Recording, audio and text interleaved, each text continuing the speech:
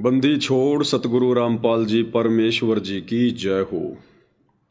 परमपिता परमात्मा सारी सृष्टि के रचनहार कुल मालिक असंख्य ब्रह्मांडों के स्वामी जगत गुरु तीनों लोकों में प्रवेश करके सबका धारण पोषण करने वाले राजाधिराज आत्माधार नाथों के नाथ देवों के देव महादेव सर्वेश्वर महेश्वर मृत्युंजय अजरो अमर आदि अनादि सनातनी प्रभु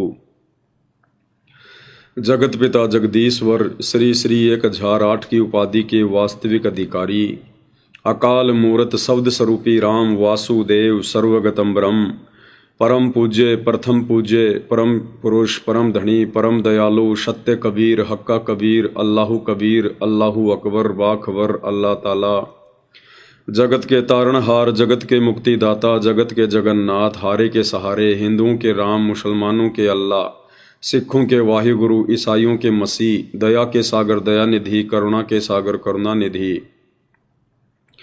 स्वयंभू परिभू संकट मोचन कष्ट हरण मंगल करण दुख भंजन अविगत कबीर निर्विकार निर्विषम परमात्मा अलय अलेख सतगुरु आदि अनादि सतगुरु असली मर्यादा पुरुषोत्तम असली राम असली कृष्ण असली घनश्याम असली मुरारी राजाओं के राजा महाराजाओं के महाराजा शहंशाहों के शहंशाह सम्राटों के सम्राट भगवानों के भगवान अल्लाहों के अल्लाह प्रभुओं के प्रभु मसीहाओं के मसीह सच्चे वाहिगुरु बाबाओं के बाबा पीरों के पीर सेठों के सेठ जगत सेठ सावड़सा सेठ सर्वगुण संपन्न अनंत कोटि कलाओं के स्वामी अनंत कोटि ब्रह्मांडों के नायक योगियों में महायोगी ध्यानियों में महाध्यानी सिद्धों में परम सिद्ध ज्ञानियों में तत्व ज्ञानी ब्रह्म ज्ञानी महाज्ञानी परम ज्ञानी सर्वश्रेष्ठ ज्ञानी विज्ञानी युवा कबीर समर्थ कबीर असंवाद अमित ओजा सच्चे रहनुमा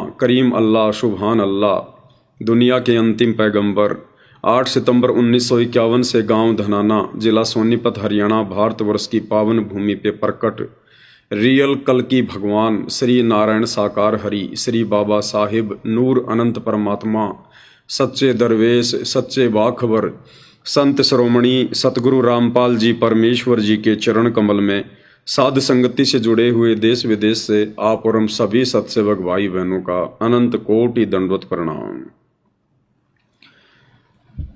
सत्साई भाई और बहनों, बहुत बड़ी दया बहुत बड़ी मेहर पूज्य गुरुदेव भगवान की सतगुरु रामपाल जी परमेश्वर जी की वर्तमान में धरती पर प्रकट एकमात्र कल की भगवान की, जिस कल की भगवान को ये नादान दुनिया तत्व ज्ञान के अभाव में सोशल मीडिया पर ढूंढ रही है और कह रहे हैं कि कल की भगवान आ चुका है, प्रकट हो चुका है, गुप्त रूप में अपनी लीला कर रहा है और जो उसकी कल की सेना है वो भी अपना कार्य कर रही है।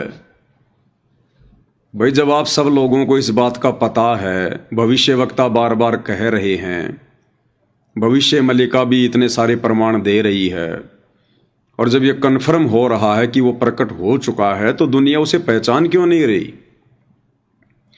फिर ये लोग ये क्यों नहीं बताते कि वो कल की भगवान कौन है और कहाँ है?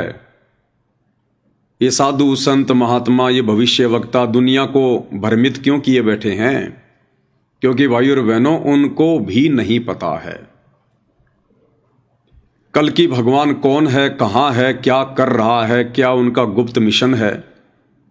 इस बात को या तो कल की भगवान जानते हैं या फिर वर्तमान में जो उनकी कल की सेना है, जो उनके फॉलोअर हैं, केवल वही जानते हैं। तो निसंदेह वो कल की भगवान आने वाले समय में दुनिया जिनके चरणों में अपना माथा रगड़ेगी, नाक रगड़ेगी, मन्नतें मांगेगी, मिन्नतें करेगी, वो कल की भगवान परमेश्वर रामपाल जी हैं। और उनकी जो कल की सेना है, रियल में उनकी जो सेना है, सेना तो उनकी लाखों में है, परंतु जिसे कल की सेना कहा जा रहा है, यानी कल की भगवान के प्रमुख सेवादार, कल की भगवान के द्वारा चुनी हुई चुनिंदा आत्मा, तो वो कल की सेना है सत्सेवक भाई बहन, साध संगति से जुड़े हुए भाई बहन। परमेश्वर रामपाल जी के लाखों की संख्या में देश विदेश में फॉलोवर हैं, वो कल की सेना नहीं है। देश विदेश में जितने भी उनके भगत हैं, और उन भगतों में यदि कोई साध संगति से जुड़ा हुआ है, सतसेवक है, सतसेवक का मतलब सच्चा भगत है, हर प्रकार से मर्यादाओं में रहते हुए एक भगत के सारे आभूषण, गुण, लक्षण, स्वभाव अपने ऊपर धारण करके, जो अपने कल की भगवान परमेश्वर रामपाल जी के वचन में रहकर, मर्यादाओं में रहकर, हर प्रकार से संघर्ष करते हुए जो भक्ति कर रहे हैं, वे भगत भाई बहन, वे चाहे देश में हो या विदेश में हो, रियल में वो कल की भगवान की सेना है। तो ये 2028 के आसपास दुनिया को पता चलेगा। अभी तो दुनिया हवा में फायर कर रही है, क्योंकि असल में दुनिया को भी अभी कल की भगवान की जरूरत नहीं है। दुनिया को जरूरत उस समय पड़ेगी जब दुनिया के घुटने टूट लेंगे। अभी तो बढ़िया रोजगार चल रहा है, बढ़िया बच्चे पढ़ रहे हैं, बढ़िया नौकरी है, सारी भौतिक सुख सुविधा है, बढ़िया शरीर है, घर पर कोई आपत्ति नहीं है। ऐसे में भला किसको कल की भगवान की जरूरत? केवल फॉर्मेलिटी में लोग झूम रहे हैं। लेकिन आने वाले 3 से 4 वर्षों में पूरी दुनिया को कल की भगवान की जरूरत पड़ेगी। कल की भगवान परमेश्वर रामपाल जी के अलावा आने वाले युग परिवर्तन के दौरान जो प्राकृतिक आपदाएं अपना तांडव मचाने वाली हैं, कहीं बाढ़ आएगी, कहीं भूकंप आएगा, 15-15 रिएक्टर का, अभी तो खाली 7-7 रिएक्टर के आ रहे हैं, 15-15 रिएक्टर के भूकंप आएंगे, धरती डोल उठेगी, भयानक मंजर होगा, कहीं सूखा पड़ा होगा, खाने को अनाज का दाना नहीं होगा, कहीं बाढ़ से जनजीवन अस्त व्यस्त हो चुका होगा, कई महामारी ने जोर पकड़ रखा होगा, डॉक्टर भी हॉस्पिटल छोड़ छोड़ के भागने पर मजबूर हो जाएंगे, वैज्ञानिक भी अपना दिमाग लगाना छोड़ देंगे कि ये क्या हो रहा है, चलते चलते आदमी क्यों मर रहे हैं। तो भाई और बहनों, उस समय इस दुनिया को कल की भगवान की आवश्यकता महसूस होगी। और क्यों महसूस होगी? क्योंकि वर्तमान में यह नादान दुनिया, जिन काल के द्वारा भेजे गए आधे अधूरे संतों पर, महंतों पर, बाबाओं पर, मंडलेश्वर पर, शंकराचार्यों पर, पोप और पादरियों पर, पाठियों पर, ये आशा लगा के बैठी हुई है कि आने वाले विनाशकारी समय में ये हमारे गुरुजन हमारी रक्षा करेंगे, ये पोप और पादरी, ये पाठी, ये पास्टर हमारे लिए प्रार्थना करेंगे, दुआ करेंगे, और हमारे देवी देवता, हमारे जो पितर वगैरह हैं वो हमारी रक्षा करेंगे। तो भाई और बहनों, आने वाला जो विनाशकारी समय है 2028 निश्चित है। उस समय ये ना तो देवी देवता दिखाई देंगे, ढूंढने से भी नहीं मिलेंगे, ढूंढने से भी, जैसे कोरोना में सारे के सारे छुप गए थे, अपने मंदिरों के भी दरवाजे बंद करवा लिए थे। जबकि विचार करना चाहिए, इंसान भक्ति क्यों करता है, इंसान पूजा पाठ क्यों करता है, दान धर्म क्यों करता है, तीर्थों पर क्यों धक्के खाता है, कावड़ क्यों लेके आता है, व्रत क्यों करता है, बाबाओं की शरण में क्यों जाता है, मंदिरों में, मस्जिदों में, चर्चों में, गुरुद्वारों में क्यों जाता है? सिर्फ इसलिए कि परमात्मा हमारी रक्षा करेंगे। आने वाले समय में यदि हमारे परिवार पर, हमारे स्वास्थ्य पर, हमारे बच्चों पर, हमारी संपत्ति पर, हमारे व्यवसाय पर यदि कोई संकट आना होगा तो ये हमारी रक्षा करेंगे, बीमारियों से हमारी रक्षा करेंगे, मुसीबत के समय हमें सहारा देंगे। इसलिए दुनिया इन जगहों पर जाती है, पूजा अर्चना पाठ करती है, दान धर्म करती है। लेकिन दुनिया वालों को विचार करना चाहिए, जब 2020 में कोरोना काल था, उस समय ना तो हिंदुओं के देवी देवता सामने आए, ना मुसलमानों का अल्लाह सामने आया, ना ईसाइयों का वाहे गुरु सामने आया। ना ही सिखों का वाहे गुरु सामने आया और ना ही ईसाइयों का मसीहा सामने आया। कोई सामने नहीं आया उस समय। और जितनी भी उनकी जगह थी, मंदिर, मस्जिद, चर्च, गुरुद्वारे, गिरजाघर, लोगों ने दरवाजे बंद कर दिए।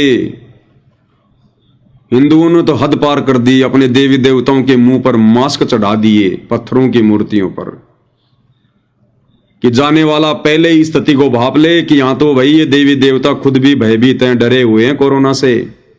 इन्होंने खुद ही अपने ऊपर अपने पुजारियों से मास्क चढ़वा लिए हैं। ये भला हमारी क्या रक्षा करेंगे, क्या बचाव करेंगे? तो भाई और बहनों, हमने आंखें खोल लेनी चाहिए। हम जानवर नहीं हैं, 84 लाख योनियों के मंदबुद्धि प्राणी नहीं हैं।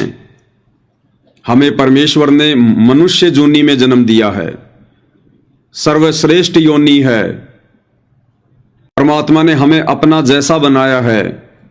अन्य 84 लाख योनियों से भिन्न हमें दिमाग दिया है, सोचने समझने की शक्ति दी है। हम चिंतन कर सकते हैं, मनन कर सकते हैं, एक दूसरे से सलाह ले सकते हैं, विचार विमर्श कर सकते हैं। ये अन्य योनियों में सामर्थ्य नहीं है। और फिर भी हम लोग भेड़ चाल में चल रहे हैं, देखा देखी में चल रहे हैं। तो बताओ फिर आने वाला जो विनाशकारी समय है, जो युग परिवर्तन का समय जो आने वाला है, जो 2028 निर्धारित किया हुआ है, देश और दुनिया की काया पलटने वाली है, उस समय भाई और बहनों आपका कैसे बचाव होगा? आपके परिवार का, आपके बच्चों का, आपकी संपत्ति का, आपके व्यवसाय का कैसे बचाव होगा? समय रहते आप भाई बहनों को सूचित किया जा रहा है, बताया जा रहा है, आगाह किया जा रहा है। कल की भगवान आएगा तो अचानक से प्रकट नहीं होगा, या कल की भगवान आएगा तो सर पे सींग लगा के नहीं आएगा जो दुनिया उसे पहचान लेगी। हम मनुष्यों को समझाने के लिए कल की भगवान मनुष्य बन के आएगा, हमारे जैसा ही होगा। उनके भी 2 हाथ होंगे, 1 नाक होगा, 2 आंखें होंगी, 2 पैर होंगे, वे भी ऐसे ही होंगे, क्योंकि इंसानों को समझाने के लिए इंसान ही बनकर आना पड़ेगा। जो भाई बहन ये बातें करते हैं कि भाई वो अचानक से प्रकट होंगे, तो अचानक से प्रकट होने का मतलब ये नहीं है कि जैसे खंबे से नरसिंह भगवान प्रकट हुए थे ऐसे प्रकट होंगे अचानक से, यानी उसी दिन वो दुनिया में अस्तित्व में आएंगे, उससे पहले वो धरती पर नहीं थे। ऐसा नहीं होगा। वर्तमान में उनका जो प्रकट होना है उसका मतलब ये है कि ये नादान दुनिया हर प्रकार से दुखी होकर, ये त्रस्त होकर,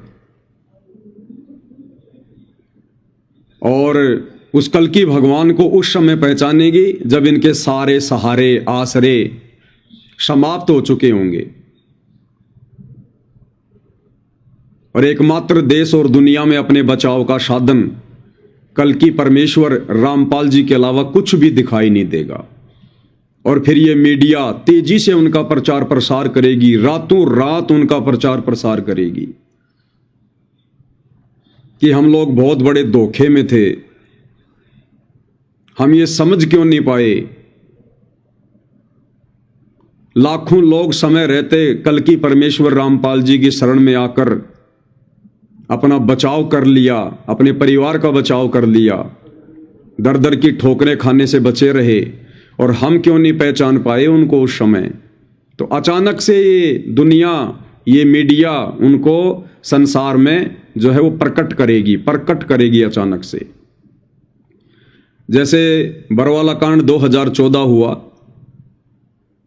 उस समय परमेश्वर रामपाल जी को देश दुनिया में ज़्यादा पहचान नहीं मिल रही थी, क्योंकि वे गुप्त में अपना कार्य कर रहे थे, गांव-गांव जाकर सत्संग कर रहे थे समय अनुसार।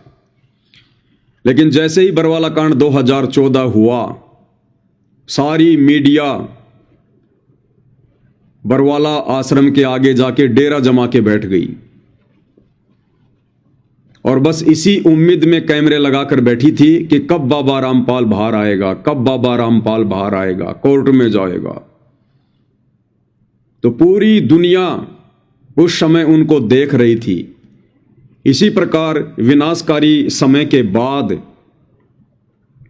जब इस देश और दुनिया की आंखें खुलेंगी, अपना 80% समय, श्वास, संपत्ति नष्ट करवाकर, उस समय जब लोगों की आंखें खुलेंगी, तब ये कल की परमेश्वर सतगुरु रामपाल जी पूरी दुनिया के सामने प्रकट होंगे। और यही मीडिया उनको प्रकट करेगी, जिस मीडिया ने 2006 में बरवाला कांड के दौरान, 2006 में करोथा कांड के दौरान उनके प्रवचन ना सुन पाने के कारण, उनको ना पहचान पाने के कारण उनकी बदनामी का कारण बनी, वही मीडिया आने वाले समय में 2028 के आसपास जो भी समय परमेश्वर ने निर्धारित किया हुआ है, यही मीडिया उन्हें देश और दुनिया में फेमस करेगी।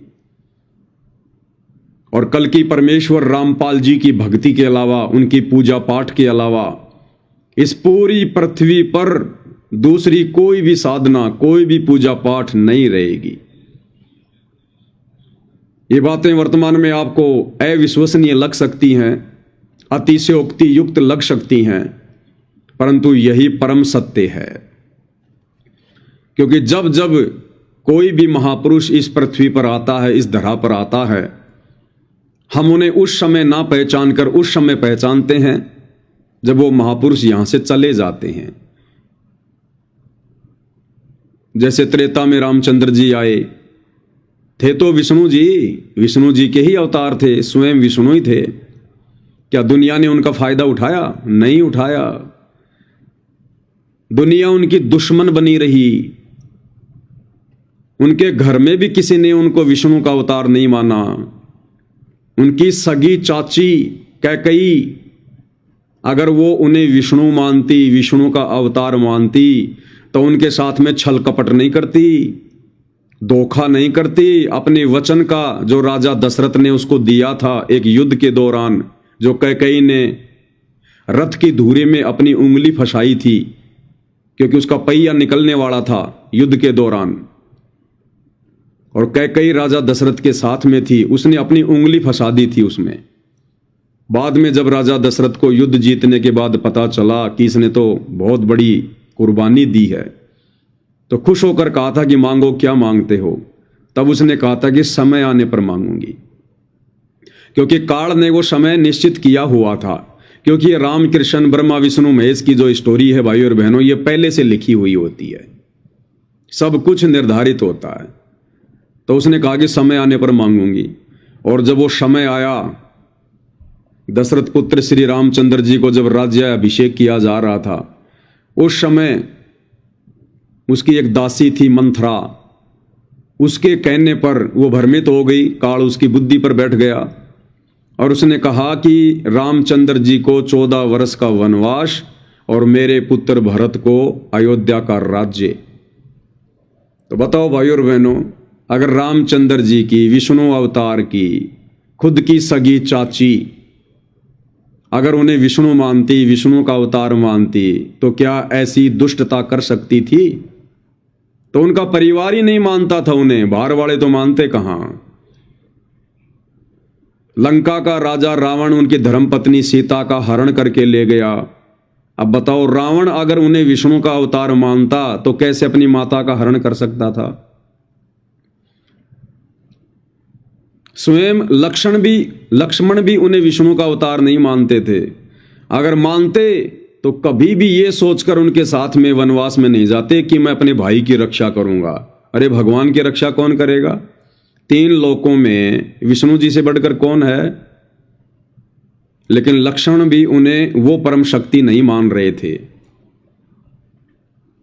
लोगों ने उनके साथ में लड़ाइयां की, झगड़े किए, और उनके चले जाने के बाद भाई और बहनों अब उनके मंदिर बनाए जा रहे हैं, करोड़ों रुपया बर्बाद किया जा रहा है, दुनिया पैदल यात्रा कर करके वहां जा रही है, अपनी प्रार्थनाएं लेकर, मन में तरह तरह की जिज्ञासाएं लेकर, इच्छाएं लेकर, मेरा ये काम बन जाएगा, मेरा वो काम बन जाएगा। बनना धरना कुछ भी नहीं, अब कुछ भी नहीं बनना। अब तो केवल वो यादगारें हैं। वो मंदिर केवल एक यादगार है। उस मंदिर में जाने से, मत्था टेकने से, चढ़ावा चढ़ाने से, वहां रोने से, धोने से कुछ नहीं मिलेगा। वही मिलेगा जो तुम्हारे भाग्य में लिखा हुआ है। और तुम्हें वहम हो जाता है कि मुझे तो इस मंदिर में आने के बाद ये वस्तु मिल गई, मेरा ये काम हो गया। क्योंकि जब ये आत्मा रोती है, पुकार करती है विशेष परिस्थितियों में, तो कहां जाके करेगी? किसी मंदिर में, किसी मस्जिद में, किसी चर्च में, किसी गुरुद्वारे पर, या वैसे किसी मूर्ति के आगे। तो जब ये जीव आत्मा हृदय से पुकार करती है तो आत्मा फिर परमात्मा की पुकार सुनता है। रामचंद्र जी नहीं सुनते, विष्णु जी नहीं सुनते, शंकर जी नहीं सुनते, ये परमात्मा नहीं है। ये भी जीव संज्ञा में हैं, आप और हमारी तरह हैं। इनको भी वापस आप और हमारी तरह जीव संज्ञा में आना पड़ता है। इन्हें भी 84 लाख योनियों की लंबी यात्रा पे जाना पड़ता है। लेकिन ये यहां 3 लोक के मैनेजर हैं। परमात्मा इनके माध्यम से यहां पर अपना कार्य जो है वो कर रहा है। तो जब ये आत्मा उन मंदिरों में, मस्जिदों में, चर्चों में, गुरुद्वारों पर जाकर रोती है, पुकारती है, तो दुखी होता है परमात्मा, क्योंकि हम सब उसी की आत्मा हैं। चाहे राम हो, चाहे कृष्ण हो, ब्रह्मा विष्णु महेश हो, काल हो, दुर्गा हो, 84 लाख के प्राणी हो। तो जब ये आत्मा रोती है तो परमात्मा बड़े दयालु हैं। कौन परमात्मा? कल्कि भगवान। कौन कल्कि भगवान? कबीर देव। कौन कबीर देव? परमेश्वर रामपाल जी, जो वर्तमान में सशरीर धरती पर प्रकट है। तो ये परमेश्वर फिर आत्मा की पुकार सुनता है और उसकी पुकार को डाइवर्ट कर देता है यहां के मैनेजरों के पास में, यानी धर्मराय के दरबार में, धर्मराज के पास में, जो सभी का हिसाब किताब रखता है परमेश्वर के हुक्म से। एक सिस्टम बना रखा है गुरुदेव ने। जैसे मुकेश अंबानी है, मुकेश अंबानी ने जितने भी उसके ग्राहक हैं, जियो के जो सिम हम लोग लेते हैं उसकी कंपनी की, रिलायंस की, जियो की, तो मालिक तो है कौन? मुकेश अंबानी। हम सब ने उसकी सिम ले रखी हैं, यूज कर रहे हैं, रिचार्ज हम जो है करवा रहे हैं। और जब हमने कोई कंप्लेंट करनी होती है, जब हमें कोई शिकायत करनी होती है, तो मुकेश अंबानी ने एक सिस्टम बना रखा है। उसने एक सिस्टम बना रखा है, उसने कॉलिंग सेंटर की व्यवस्था की हुई है ग्राहक सेवा के अंदर, और एक नंबर दिया हुआ है। उस नंबर पे जब हम लोग डायल करते हैं मोबाइल से, तो उसने जिन जिन व्यक्तियों की ड्यूटी लगा रखी है वो हमारा फोन उठाएंगे और वो हमारी समस्या को सुनेंगे, और यदि हमारी समस्या सुलझाने योग्य होगी तो फिर वो सुलझाई जाती है। अगर नहीं सुलझाई जाएगी तो वो लोग मना कर देते हैं। तो इसी प्रकार पूर्ण परमेश्वर कबीर देव रामपाल जी भगवान ने यहां पर 21 ब्रह्मांड में, एक ब्रह्मांड में एक धर्मराज बैठा रखा है, धर्मराय, जो ब्रह्मा विष्णु महेश का भी हिसाब किताब रखता है, सब जीवों का रखता है।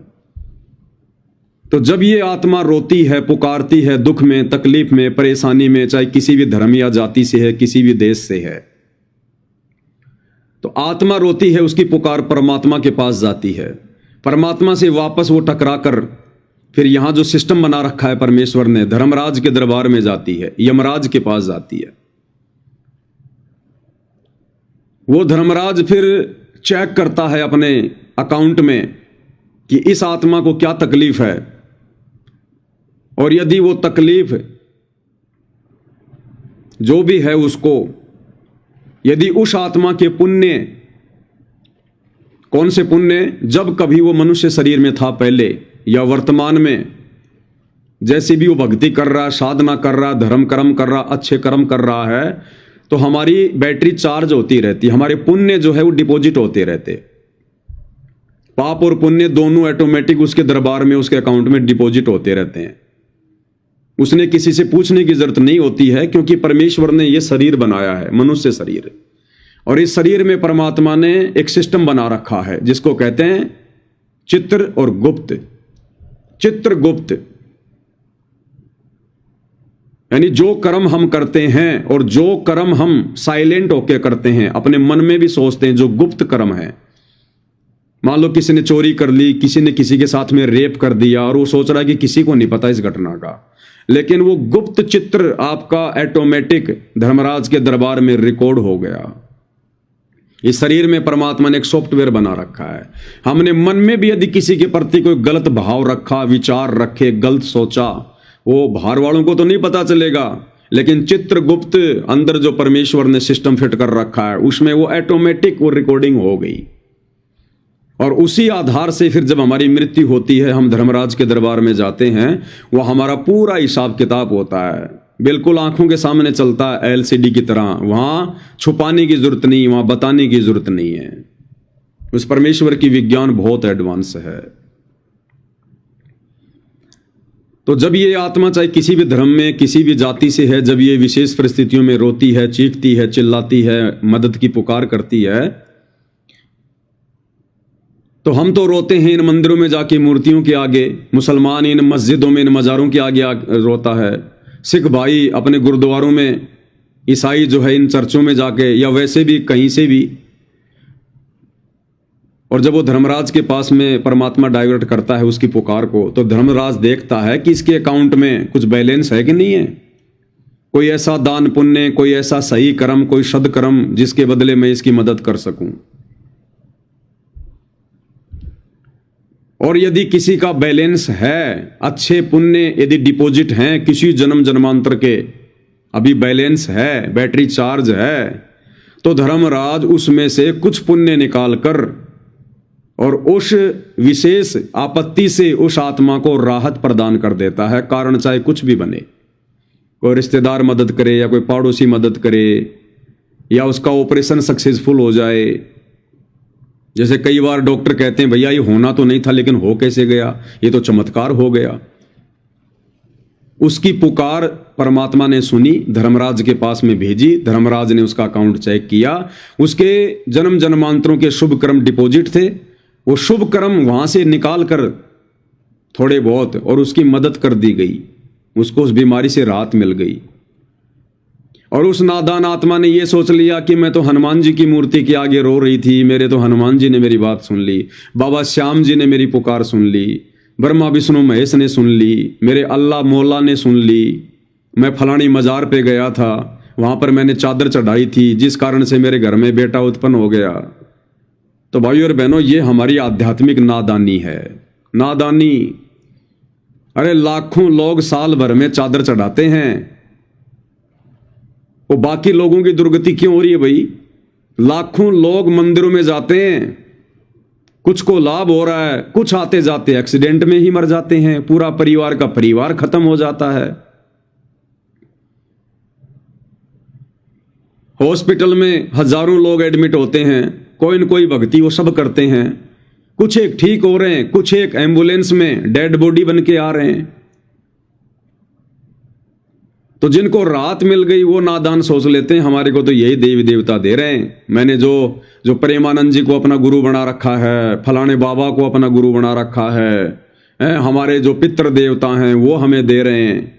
मैं तो मंदिर में जाता था, सुबह सुबह मैं ये करता था, मैं वो करता था। 1% भी इन शास्त्र विरुद्ध साधनाओं से उन्हें लाभ नहीं मिलता, 1% भी। यदि किन्हीं आत्माओं को थोड़ा बहुत लाभ हो रहा है तो उनके पूर्व जन्मों की जो बैटरी चार्ज है, जो बैलेंस दान पुण्य का, धर्म का, अच्छे कर्मों का, पुण्यों का, जो धर्मराज के अकाउंट में डिपॉजिट था, उस आधार से आपकी मदद हुई है। अब एक व्यक्ति तो बेचारा बहुत गरीब है, बड़ा निर्धन है और भक्ति बहुत करता है, मंदिर में भी जाता है, पैदल यात्रा में भी जाता है, और उसकी दुर्गति हो रही है, उसको कोई लाभ नहीं, कोई राहत नहीं, अभाव में जीवन जी रहा है। और एक व्यक्ति ऐसा है जो भक्ति करता ही नहीं और उसके दारू के ठेके चल रहे हैं, बढ़िया फॉर्च्यूनर गाड़ी में घूम रहा है। तो बताओ फिर कैसे निर्णय करोगे? अगर उस भक्ति से ही सब कुछ मिलना होता तो बेचारा भक्ति करते करते भी दुखी क्यों है? उसके घर पर आपत्तियां क्यों आ रही हैं? भक्ति से तो लाभ मिलना चाहिए ना, राहत मिलनी चाहिए ना। लेकिन वो जो भक्ति कर रहा है, वो जिन्हें परमात्मा मानकर उन पत्थरों की मूर्तियों पर आशा लगाए बैठा है, ये शास्त्रों के विरुद्ध है। मंदिर में, मस्जिद में, चर्च में, गुरुद्वारों में परमात्मा नहीं है। परमात्मा कहते हैं कि पत्थर पूजे हरी मिले तो मैं पूजूं पहाड़, और इससे तो चक्की भली जो पीस खाए संसार। अगर एक पत्थर का छोटा सा टुकड़ा पूजने से इंसान ने जिसको बनाया, हथौड़े मार मार के उसके ऊपर बैठ के उसको एक देवी देवता का रूप दे दिया, रंग रोगन कर दिया, कपड़े पहना दिए, फिर उसको मंदिर में स्थापित कर दिया, और फिर हम उसको भगवान मान के पूजने लग गए। तो परमेश्वर कबीर जी कहते हैं कि अगर उस पत्थर को पूजने से अगर मुझे भगवान मिले, परमात्मा मिले, सुख शांति मिले, धन धान्य मिले, तो भाई मैं तो इस पहाड़ की पूजा करूंगा फिर। क्योंकि जब एक छोटी सी पत्थर की मूर्ति को पूजने से या सोने चांदी की मूर्ति पूजने से जब इतना लाभ मिल सकता है, तो अगर मैं उस पहाड़ को पूजूंगा जो इतना बड़ा जो कि स्टोन है, वो पत्थर है, तो मुझे तो उस मंदिर में जाने वाले व्यक्ति से लाखों गुना ज्यादा लाभ मिलेगा। क्योंकि उसकी मूर्ति तो मुश्किल से आधा किलो की होगी, 2 किलो की होगी, पाव भर की होगी, और ये पत्थर तो इसका तो वजन ही काउंट नहीं होता, तो मुझे तो बहुत ज्यादा लाभ मिलेगा। तो कहते हैं पत्थर पूजे भगवान मिला, यानी सुख मिला है तो मैं पूजूं पहाड़। और फिर हम नादानों की, मंदबुद्धि प्राणियों की, मनुष्य होकर जो जानवरों जैसा कार्य कर रहे हैं, कबीर परमेश्वर उनकी आंखें खोलते हैं कि इससे तो चक्की भली जो पीस खाए संसार, कि तुम्हारे इन पत्थरों के देवी देवताओं से, भगवानों से, तो वो पत्थर से बनी हुई वो चक्की लाख गुना अच्छी है, जो कम से कम आटा पीस कर हमारे को भोजन तो खिला रही है। ये भगवान तो तुम्हारा चक्की का काम भी नहीं कर सकते। तो भाइयों और बहनों, ये हमारी आध्यात्मिक नादानी थी, क्योंकि हमारे पूर्वज अशिक्षित थे, अनपढ़ थे, उन्हें धर्मशास्त्रों का ज्ञान नहीं था, वेद गीता कुरान पुराण बाइबल का ज्ञान नहीं था। आम व्यक्तियों की पहुंच से बहुत दूर थे ये धर्मशास्त्र। केवल एक वर्ग विशेष, जिसको पंडित कहते हैं, जिसको ब्राह्मण कहते हैं, उन्हीं लोगों को पढ़ने का अधिकार था, और ये संस्कृत में होते थे। आम व्यक्ति को तो पढ़ने का भी अधिकार नहीं था इन शास्त्रों को, और वो भी संस्कृत में, तो भला कैसे जान पाते। और ये पंडित लोग समझ नहीं पाए। ब्राह्मणों के वंशज कहे जाते हैं श्री ब्रह्मा जी, और पूज्य परमेश्वर रामपाल जी भगवान ने श्रीमद् भागवत उसको खोल के दिखा दिया, बता दिया। 6वां स्कंद 3रा अध्याय। ना ब्रह्मा जी को ज्ञान है, ना सृष्टि का ज्ञान है, ना उन्हें परमात्मा का ज्ञान है। उन्हें खुद की उत्पत्ति का भी ज्ञान नहीं है कि मैं कैसे पैदा हो गया, मेरे को किसने पैदा किया। ना विष्णु जी को ज्ञान है, ना शंकर जी को ज्ञान है। फिर अन्य देवी देवताओं को कहां से ज्ञान होगा। और फिर ये मनु जैसे, पाराशर जैसे, वेद व्यास जैसे, ना इनको ज्ञान है। तो बताओ फिर हमारे पूर्वजों को, जिन्होंने बेचारों ने जिंदगी में कभी वेदों की शक्ल भी नहीं देखी, गीता जी की शक्ल भी नहीं देखी, उन्हें कैसे ज्ञान होता। तो जैसा उन ब्राह्मणों ने, उन पंडितों ने,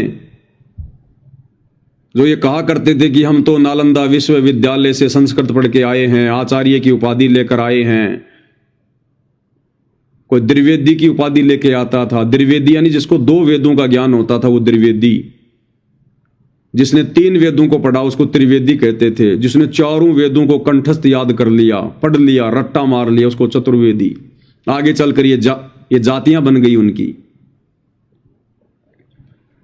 तो हमारे पूर्वजों ने अशिक्षा के कारण और विश्वास कर लिया कि ये पंडित लोग जो इतनी बड़ी बड़ी यूनिवर्सिटियों में पढ़ के आए हैं, धारा परवा संस्कृत बोल रहे हैं, इन्हें तो पूरा ज्ञान होगा भक्ति और भगवान का। जबकि उनको तो कै ख गए भी ज्ञान नहीं था भक्ति और भगवान का, कै ख गए भी। हालांकि वेदों में आदि अधूरी साधना है परमात्मा की, कंप्लीट ज्ञान नहीं है, लेकिन वो भी इन लोगों को नहीं पता था। और काल की साधना में, ब्रह्मा विष्णु महेश तक की साधना में, गीता जिसको मना कर रही है अध्याय 7 श्लोक 12 से 15 में, उसी में उलझा के रखा। और उन आत्माओं को थोड़ा बहुत जो लाभ मिल जाता था, वो केवल उनके पूर्व जन्मों के पुण्यों के बैलेंस के आधार पर मिलता था। और वो सोच लेते थे कि ये पंडित जी ने हमें जो विधि बताई है कि सोमवार का व्रत कर ले, शुक्रवार का व्रत कर ले, सत्यनारायण की कथा कर ले, कावड़ ले आ, पैदल यात्रा कर ले, फलाने पीपल के पेड़ के धागा बांध दे, चौराहे पर ये टुंडर फुंडर कर दे, जंतर मंत्र कर दे। हमारे पूर्वज सोचते थे कि इन पंडित जियों ने हमें जो विधि बताई है इसी से हमें लाभ हुआ है, जबकि उस विधि को अपनाकर तो हम परमात्मा के दोषी बनते जा रहे थे, क्योंकि शास्त्र विरुद्ध साधना करना परमात्मा का विरोध करना है, परमात्मा का दोषी बनना है। तो इन पंडितों ने, इन ब्राह्मणों ने तो आप और हमारे को हमेशा परमात्मा का अपराधी बनाया है, और हमें जो लाभ मिल रहे थे वो उल्टी साधना, जंतर मंत्र, टुंडर फुंडर करते करते वो दे रहा था परमपिता परमेश्वर हमारी ही भक्ति से, जो किसी जन्म में हमने उस परमेश्वर की शरण में आकर सत भक्ति की होती है, जो हमारा भक्ति बैलेंस धर्मराज के दरबार में डिपॉजिट था, उसी से हमें लाभ मिलता था। तो जो व्यक्ति पूरी जिंदगी भक्ति कर रहा है, मंदिर में जाता है, व्रत करता है, दान पुण्य करता है, और वो बेचारा अभाव का जीवन जी रहा है, उसके संकट दूर होने का नाम भी नहीं ले रहे, और एक व्यक्ति दारू के ठेके खोल के बैठा है, 2 नंबर के काम कर रहा है, झूठ पे झूठ बोलता है, मिलावट करता है, रिश्वत लेता है, और वो ना कोई भक्ति करता, और उसके ठाट हो रहे हैं। तो भाइयों और बहनों, जो व्यक्ति वर्तमान में मंदिर में, मस्जिद में, चर्च में, गुरुद्वारों पर भक्ति करते करते भी जो दुखी है, वो दुखी इसलिए है क्योंकि वर्तमान में वो जो भक्ति कर रहा है वो शास्त्र विरुद्ध है, हमारे धर्म ग्रंथों के विरुद्ध है, वो मनमाना आचरण है, जिस कारण से उस वर्तमान भक्ति से वो चाहे मंदिर में जाए, चाहे मस्जिद में, चाहे चर्च में, चाहे गुरुद्वारों पर, चाहे किसी बाबा की शरण में जाए, उसको उस भक्ति से कोई लाभ नहीं होना है, और उसके पूर्व जन्मों की भक्ति का जो बैलेंस होता है वो भी धर्मराज के दरबार में खाली पड़ा है, जिस कारण से उसका कहीं से भी कोई राहत उसको नहीं मिल रही है। और अंत में वो आत्मा क्या सोचती है कि भाई धरती पर भगवान है ही नहीं, कि धरती पर कोई भगवान नहीं है, और उस व्यक्ति को देखकर अन्य लोग भी, उसके रिश्तेदार, उसके गांव वाले, उसके समाज वाले भी ये सोच बैठते हैं नादानी में कि भाई धरती पर भगवान नाम की कोई चीज नहीं है। अरे इस आदमी से ज्यादा भक्ति कौन करता होगा, इसने कोई मंदिर नहीं छोड़ा, सारे ये व्रत करता था, कभी इसने किसी का बुरा नहीं किया, चींटी तक को कभी इसने सताया नहीं, और भक्ति करते करते इसकी दुर्गति हो रही है, भाई धरती पर भगवान नहीं है, ये सोचकर वो लोग भी नास्तिक होते जा रहे हैं। जबकि विचार करना चाहिए भाइयों और बहनों, जब तक हमें गीता अध्याय 4 श्लोक 34 के अनुसार वो तत्वदर्शी संत नहीं मिलेगा, और तत्वदर्शी संत कौन होता है? स्वयं कबीर भगवान, कल की परमात्मा, वो स्वयं ही सतगुरु बनकर, तत्वदर्शी संत बनकर धरती पर आता है, हम आत्माओं को सत्य ज्ञान देता है, शास्त्रों के अनुसार साधना बताता है। लेकिन ये काल प्रेरित नकली धर्म गुरु, साधु, संत, महात्मा, मंडलेश्वर, आचार्य, शंकराचार्य, पोप, पादरी, ये लोग उस परमात्मा के घोर विरोधी बन जाते हैं, उसके दुश्मन बन जाते हैं, क्योंकि संकट इनकी रोजी रोटी पे आ जाता है। उस परमेश्वर के ज्ञान को ये सुनते भी हैं, समझते भी हैं, और इन धर्म गुरुओं को ये पता भी चल जाता है कि जो साधना इस महापुरुष के द्वारा जो समझाई जा रही है, जो बताई जा रही है, बिल्कुल सत्य है, शास्त्रों में ऐसा ही लिखा है। लेकिन अपने स्वार्थ के कारण, काल प्रेरणा के चलते, कि यदि हमने इसकी साधना को स्वीकार कर लिया तो हमने फिर ये कर्मकांड छोड़ने पड़ेंगे, जो ये जंतर मंत्र, टुंडर फुंडर, व्रत, आन उपासना, ये हमने छोड़नी पड़ेंगी, और समाज को सच्चाई बतानी पड़ेगी। और अगर समाज को हमने सच्चाई बता दी तो फिर हमारा ये धंधा कैसे चलेगा, हमारी रोजी रोटी कैसे चलेगी, हमारे बच्चे कैसे पढ़ेंगे। तो अपने स्वार्थ के लिए ये लोग फिर समाज को गुमराह करके बैठे रहते हैं, क्योंकि आम समाज शिक्षित नहीं होता, तो कह देते हैं कि ये तो अनपढ़ है, इसको क्या पता शास्त्रों का, इसको क्या पता संस्कृत का, इसने कोई गुरु नहीं बनाया हुआ, हमने देखो ये बचपन से संस्कृत पढ़ी है, हम नालंदा विश्वविद्यालय में आचार्य की डिग्री लेकर आए हैं, और आम समाज भी बेचारा नादानी में उनको पंडित मानकर, ब्राह्मण मानकर, शास्त्रों का ज्ञाता मानकर, उनकी धारा प्रवाह संस्कृत से प्रभावित होकर और उस महापुरुष को रिजेक्ट कर देते हैं जो सत्य साधना बताते हैं, जिस साधना के करने से तुरंत लाभ शुरू हो जाते हैं। तो जिस कारण से भाइयों और बहनों ये समाज धीरे धीरे धीरे धीरे नास्तिकता की ओर बढ़ता जा रहा था। और वो दूसरा व्यक्ति जो कोई भक्ति भी नहीं कर रहा, दारू के ठेके खोल के बैठा है, लंबी लंबी गाड़ियों में घूम रहा है, सारे उल्टे काम करता है, और जब उस आदमी को लोग देखते हैं तो कहते हैं भैया वास्तव में भगवान नहीं है। ये देखो नास्तिक आदमी कभी मंदिर नहीं जाता, मस्जिद नहीं जाता, कोई भक्ति नहीं करता, 2 पैसे ये दान धर्म पे नहीं लगाता, और देखो इसके घर में कैसे मौज हो रही है, दारू के ठेके खोल रखे हैं, बड़ा इसका बिजनेस है, व्यापार है, पैसे की कोई कमी नहीं है। ये कौन सी भक्ति कर रहा है? फिर भगवान को दोष देते हैं कि भगवान भी दोगला है, भगवान के घर में न्याय नहीं है। लेकिन भाई और बहनों ऐसा नहीं है। जो व्यक्ति वर्तमान में भक्ति नहीं कर रहा है फिर भी उसकी मौज मच रही है, उस व्यक्ति के पास में पूर्व जन्मों की भक्ति कमाई जमा है धर्मराज के दरबार में। और कहते हैं साहिब हक ना राखसी जब मांगो तब दे। वो परमात्मा किसी का रखता नहीं है। उस भाई ने जो वर्तमान में भक्ति नहीं कर रहा, उल्टे काम कर रहा है, सारी भौतिक सुख सुविधा उसको प्राप्त हैं, लेकिन भाई पूर्व जन्मों में जब कभी उसको मनुष्य जन्म प्राप्त था और जब ये पूर्ण परमात्मा, ये कबीर भगवान, परमेश्वर रामपाल जी चारों युगों में आते रहते हैं, साधु संत महात्मा के रूप बना बना के आत्माओं को समझाते रहते हैं, ज्ञान देते रहते हैं, सत भक्ति करवाते रहते हैं, तो वो आत्मा अपने पूर्व जन्मों में परमेश्वर की शरण में रहकर भक्ति कर चुकी होती है। थोड़ी बहुत सत भक्ति मंत्रों का जाप करती है, शास्त्र अनुकूल साधना करती है, पूर्ण संत के चरणों में उस सुपात्र को दान धर्म करती है, जिस कारण से उसका भक्ति वाला बैलेंस बढ़ता रहता है और धर्मराज के दरबार में ऑटोमेटिक जमा होता रहता है। और जब तक धर्मराज के दरबार में हमारा भक्ति वाला बैलेंस है तब तक भाई और बहनों हम चाहे भक्ति करें या ना करें, हम चाहे कितने भी कुकर्म करें, तब तक हमारे घर में मौज ही मची रहेगी, ठाट बाट रहेंगे। जिस प्रकार गुरुदेव ने उदाहरण दिया इन्वर्टर और बैटरी। जिस व्यक्ति ने लाइट में इन्वर्टर लगाकर और बैटरी को चार्ज कर लिया, अब अगर लाइट भी चली जाती है या वो व्यक्ति लाइट से अपने इन्वर्टर के तार को हटा लेता है तो भी उसके घर में लाइट जलेगी, पंखे चलेंगे, जबकि लाइट भी नहीं आ रही, उसने लाइट में इन्वर्टर भी नहीं लगा रखा, फिर भी उसके घर में रोशनी है। क्यों? क्योंकि उसने बैटरी को चार्ज कर रखा है। तो ठीक इसी प्रकार उस व्यक्ति ने जो वर्तमान में भक्ति नहीं कर रहा फिर भी ठाट बाट है, उसने अपनी भक्ति रूपी बैटरी को किसी जन्म में परम संत की शरण में आकर चार्ज कर रखा है, लेकिन वर्तमान में कोई भक्ति नहीं कर रहा फिर भी उसकी ठाट बाट हो रही है। क्यों? क्योंकि उसके पुण्यों की बैटरी चार्ज है।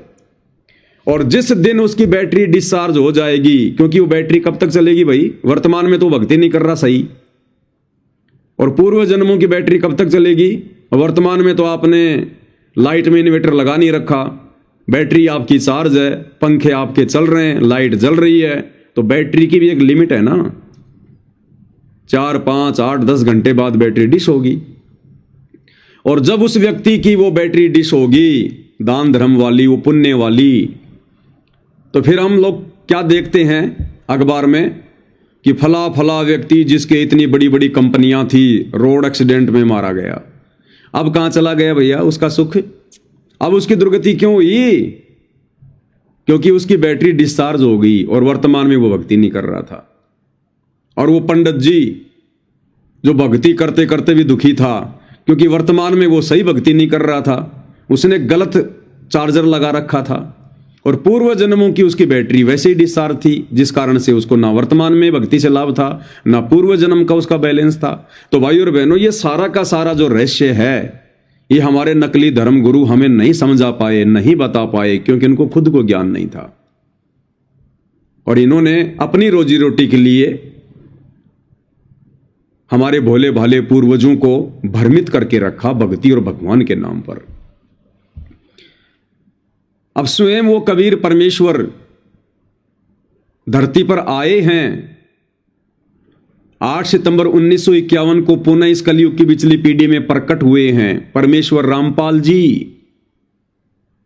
अब हमें समझाने के लिए भगवान हमारे जैसा ही तो बन के आएगा, सींग लगा के थोड़ी आएगा।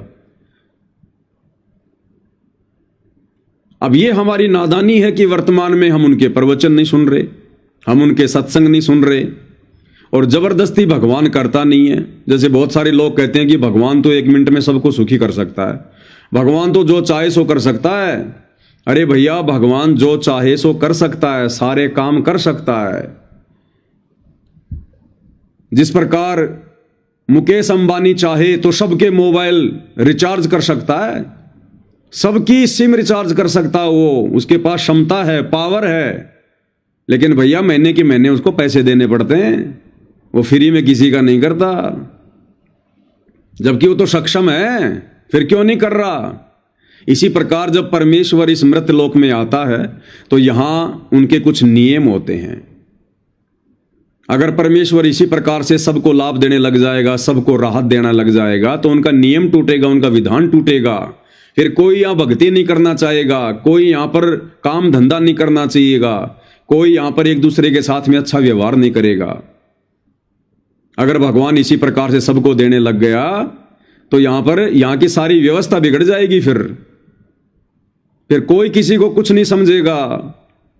आज चंद लोग हमारे ऊपर राज्य कर रहे हैं, चंद लोग हमारे ऊपर शासन कर रहे हैं, जिन्हें राजनेता कहते हैं।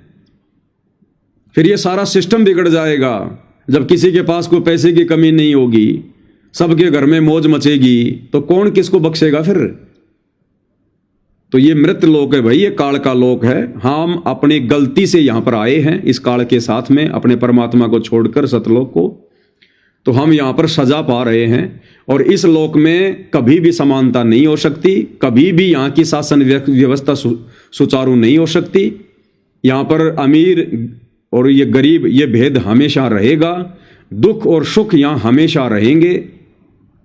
अगर यहीं पर सारे सुख दे दिए भगवान ने, तो भगवान के साथ फिर उनकी भक्ति करके सतलोक कौन जाएगा। तो यहां परमेश्वर फिर उन्हीं आत्माओं को सुखी करेगा, उन्हीं आत्माओं को सब कुछ देगा जो आत्माएं संत रूप में आए हुए उस कबीर भगवान की भक्ति पर लग जाएंगी और मर्यादा में रहकर भक्ति करेंगी, उनके बताए अनुसार भक्ति करेंगी। फिर इस परमेश्वर के हाथ देखना भाई और बहनों, ब्रह्मा विष्णु महेश भी अपने पुजारियों को जो लाभ नहीं दे सकते, वो लाभ चंद दिनों में परमेश्वर रामपाल जी के भक्तों को मिलना शुरू हो जाएगा, इस कबीर भगवान के भक्तों को मिलना शुरू हो जाएगा। इसलिए भाई और बहनों, परमेश्वर रामपाल जी ने आकर सभी धर्मशास्त्रों का सार निष्कर्ष सर्व समाज को सार्वजनिक तौर पर सत्संगों के माध्यम से बताया, समझाया।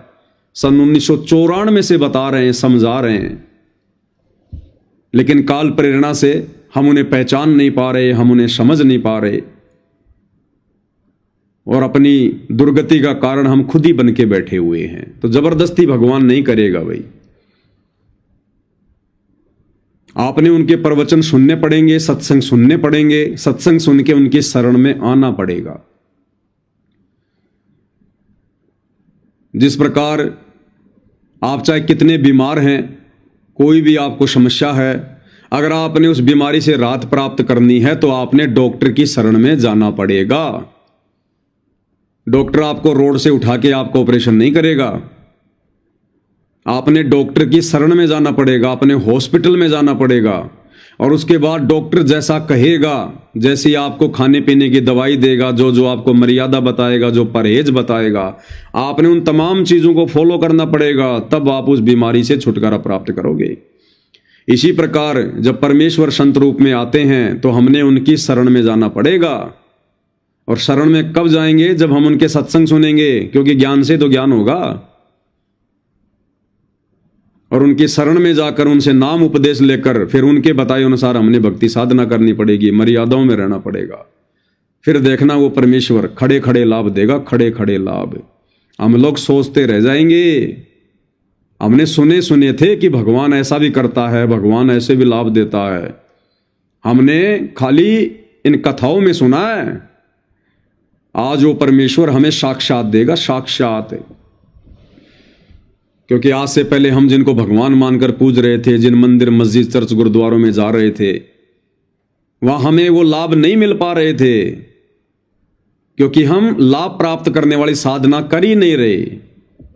हम तो देखा देखी मनमाना आचरण कर रहे हैं, भेड़ चाल में चल रहे हैं। भगवान कोई पशु थोड़ी है, कोई जानवर थोड़ी है जो मंदिर में, मस्जिद में, चर्च में, गुरुद्वारों में इन पुजारियों ने उनको बांध के रखा होगा कि जब जाओ और भगवान से लाभ प्राप्त कर लो। भगवान तो कण कण में है, सबके हृदय में विराजमान है। ये प्राण शक्ति उसी परमेश्वर की है, उसी के आशीर्वाद से हम बोल पा रहे हैं, चल पा रहे हैं, सेवा कर रहे हैं, खा रहे हैं, पी रहे हैं। और जिस दिन उसका आशीर्वाद हट जाए, उस दिन भाई और बहनों अधरंग मार जाए, लकवा मार जाए, पैरालाइसिस हो जाए, हम अपने हाथ को उठाकर भोजन भी नहीं कर सकते, मक्खियां मुंह में आएंगी जाएंगी। तो परमेश्वर तो सर्वत्र है, लेकिन उसका लाभ लेने के लिए हमने संत की शरण में जाना पड़ेगा। जिस प्रकार हवा तो सर्वत्र है, लेकिन अपनी गाड़ी के टायर में हवा भरवाने के लिए हमने पंचर की दुकान पर जाना पड़ेगा। टीचर तो सर्वत्र है, लेकिन हमने उस शिक्षा का लाभ लेने के लिए स्कूल में एडमिशन लेना पड़ेगा। इसी प्रकार यदि हमने आध्यात्मिक लाभ लेना है वास्तव में, तो हमने परम संत की शरण में जाना पड़ेगा। और परम संत की शरण में जाने से पहले उनके सत्संग सुनने पड़ेंगे। और इस पूरी पृथ्वी पर वर्तमान में एकमात्र परम संत परमेश्वर रामपाल जी हैं। इनके अलावा कोई भी संत कहलाने का अधिकारी नहीं है। कोई भी आचार्य, शंकराचार्य, साधु, संत, मठाधीश कहलाने का अधिकारी नहीं है।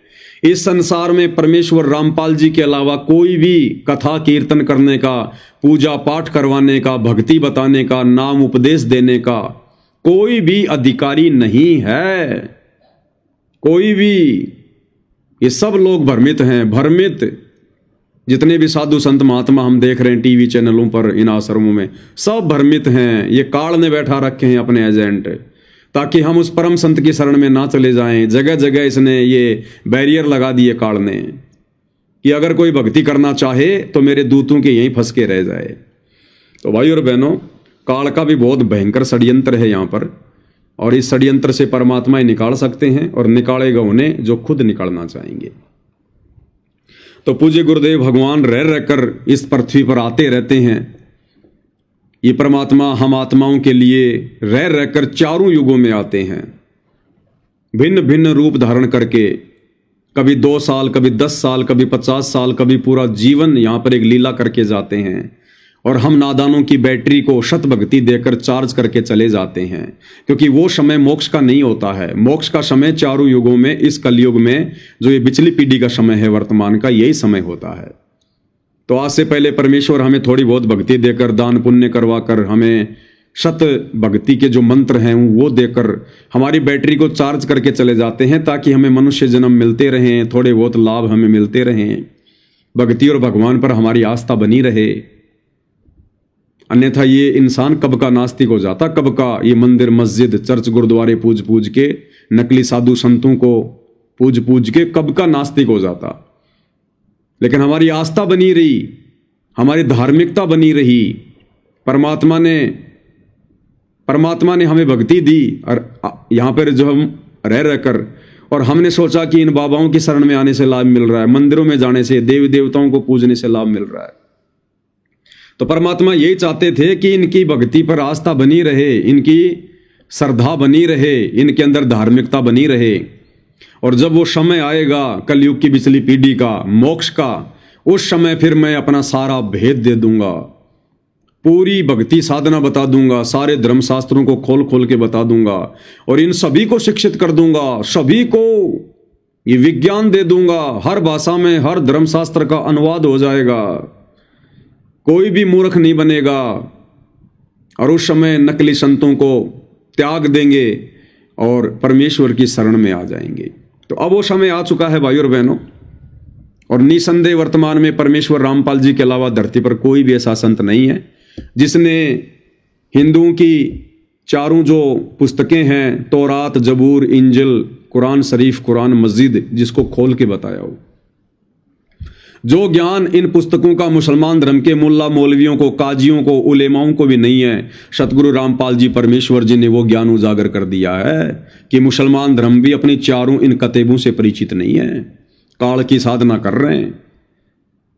हिंदू धर्म के चारों वेदों को, गीता जी को, 18 पुराणों को, 6 शास्त्रों को और अन्य साधु संत महात्माओं के मनमुखी जो ग्रंथ हैं, परमेश्वर रामपाल जी ने खोल खोल के टीवी चैनलों पर अपने सत्संगों में दिखा दिया है। ईसाइयों की बाइबल का जो गूढ़ रहस्य था, जो मूल ज्ञान था, वो खोल के दिखा दिया है कि परमात्मा मनुष्य के जैसा है और परमेश्वर ने इंसानों को अपने जैसा बनाया है। गॉड इज नॉट फॉर्मलेस, भगवान निराकार नहीं है, गॉड साकार है, मनुष्य के जैसा है, उत्पत्ति ग्रंथ में लिखा हुआ है। और सिखों के गुरु ग्रंथ साहिब के गूढ़ ज्ञान को सामने लाके रख दिया कि नानक जी ने भी जब 650 साल पहले कबीर परमात्मा आए थे, कबीर नाम से बनारस के काशी में आदरणीय नानक जी ने भी जब उनसे उपदेश लिया, कबीर जी को अपना गुरु धारण किया, तब उनकी मुक्ति हुई, उनका मोक्ष हुआ। तो निसंदेह आज पूरे विश्व में परमेश्वर रामपाल जी के अलावा ऐसा कोई भी महापुरुष नहीं है, कोई भी ऐसा तत्वदर्शी संत नहीं है जिसने सभी धर्मों के सभी सदग्रंथों का खुलासा किया हो। तो भाई और बहनों, अब विचार हमने भी करना पड़ेगा। और चारों युगों में परमेश्वर अपनी लीलाएं करते रहते हैं। 650 साल पहले परमेश्वर आए, अपने वास्तविक नाम से आए, वेदों में अपना नाम धरवाया, कबीर देव, जिसको हम कहते हैं कबीर दास। तो 650 साल पहले परमात्मा आए, लेकिन वो समय भी मोक्ष का नहीं था, इसलिए परमात्मा ने पूरा खुलासा नहीं किया, पूरा भेद नहीं दिया। केवल थोड़ी बहुत भक्ति देकर, थोड़े बहुत हमारे को दान पुण्य की कमाई देकर हमारे मनुष्य जन्म उन्होंने बढ़ा दिए, ताकि वर्तमान समय तक हम भक्ति करते करते आ सकें। तो 650 साल पहले आए परमात्मा, और अब वर्तमान में जब वो ठीक का समय आ गया, मोक्ष का समय आ गया, कलयुग की बिचली पीढ़ी चल रही है, अब परमेश्वर फुल टू फुल अपनी फुल फॉर्म में वो मूल ज्ञान, वो तत्व ज्ञान, वो सार ज्ञान जो परमेश्वर ने आज तक छुपा के रखा था, अब 8 सितंबर 1951 को गांव धनाना, जिला सोनीपत, हरियाणा की पवित्र भूमि पर प्रकट होकर 1951 से एक आम व्यक्ति की भूमिका करते हुए फिर 17 फरवरी 1988 को अपनी ही वाणी के अनुसार कि 12वें पंथ हम ही चलावें, सब पंथों को मिलाकर एक पंथ चलावें, आदरणीय गरीबदास जी के 12वें पंथ में उन्होंने एंट्री की। आदरणीय रामदेवानंद जी को अपना मुंह बोला गुरु धारण किया, गुरु शिष्य परंपरा को बनाए रखने के लिए। और सन 1994 से परमेश्वर ये ज्ञान दे रहे हैं, ये नाम दे रहे हैं, प्रचार प्रसार कर रहे हैं। सारा अध्यात्म सबके सामने सार्वजनिक कर दिया, सभी धर्म ग्रंथों का निचोड़ निकाल के रख दिया, निचोड़। तो ये वही कबीर परमात्मा है जो 650 साल पहले आए थे। और एक सत्संग में पूज्य गुरुदेव भगवान हमें यही संकेत कर रहे हैं, यही समझा रहे हैं कि परमात्मा 650 साल पहले आए थे और आज फिर आकर हमें संभाल लिया। क्या कह रहे हैं गुरुदेव? आज फिर आकर संभाल लिए कि उस कबीर परमेश्वर ने हमें 650 साल पहले आके संभाला, हमें भक्ति दी, हमारी बैटरी चार्ज कर गए और आज फिर आके संभाल लिए। तो पहले हम पूज्य गुरुदेव जी के मुख कमल से ये अनमोल सत्संग सुनते हैं। उपदेश ले लिया, सारी कथा गुरु जी से बताई, तो परमेश्वर के उस परमात्मा ही आए हुए थे। कबीर जी ऐसे ही चलते रहते हैं, इसीलिए तो आपको अभी तक यहाँ तक ले आए, इस कलयुग के इस पीक टाइम तक। कभी कहीं आपसे भक्ति करवाई, कभी किसी रूप में कहीं प्रकट होकर आपसे भक्ति करा के आपके 2-4 जन्म उस भक्ति के कारण आपको मनुष्य के मिलते रहे। और अब 600 साल पहले फिर आ गए थे, आपकी पूरी चार्ज करके बैटरी 650 साल पहले आ गए थे, आपकी पूरी बैटरी चार्ज कर गए। और अब क्या कह रहे हैं? अब आकर फिर संभाल लिए। इसी कारण से आपको मनुष्य जन्म मिलते रहे और आपके अंदर चाह है भगवान की, अब आकर फिर संभाल लिए। क्या कहा गुरुदेव ने? अब आके फिर संभाल लिए। किसने? कबीर परमात्मा ने, जो 650 साल पहले आए थे, हमारी बैटरी चार्ज करके चले गए थे। अब आके फिर संभाल लिए। एक बार फिर से सुनिए भाई और बहनों, भगवान की अब आके फिर संभाल लिए। अब आके फिर संभाल लिए।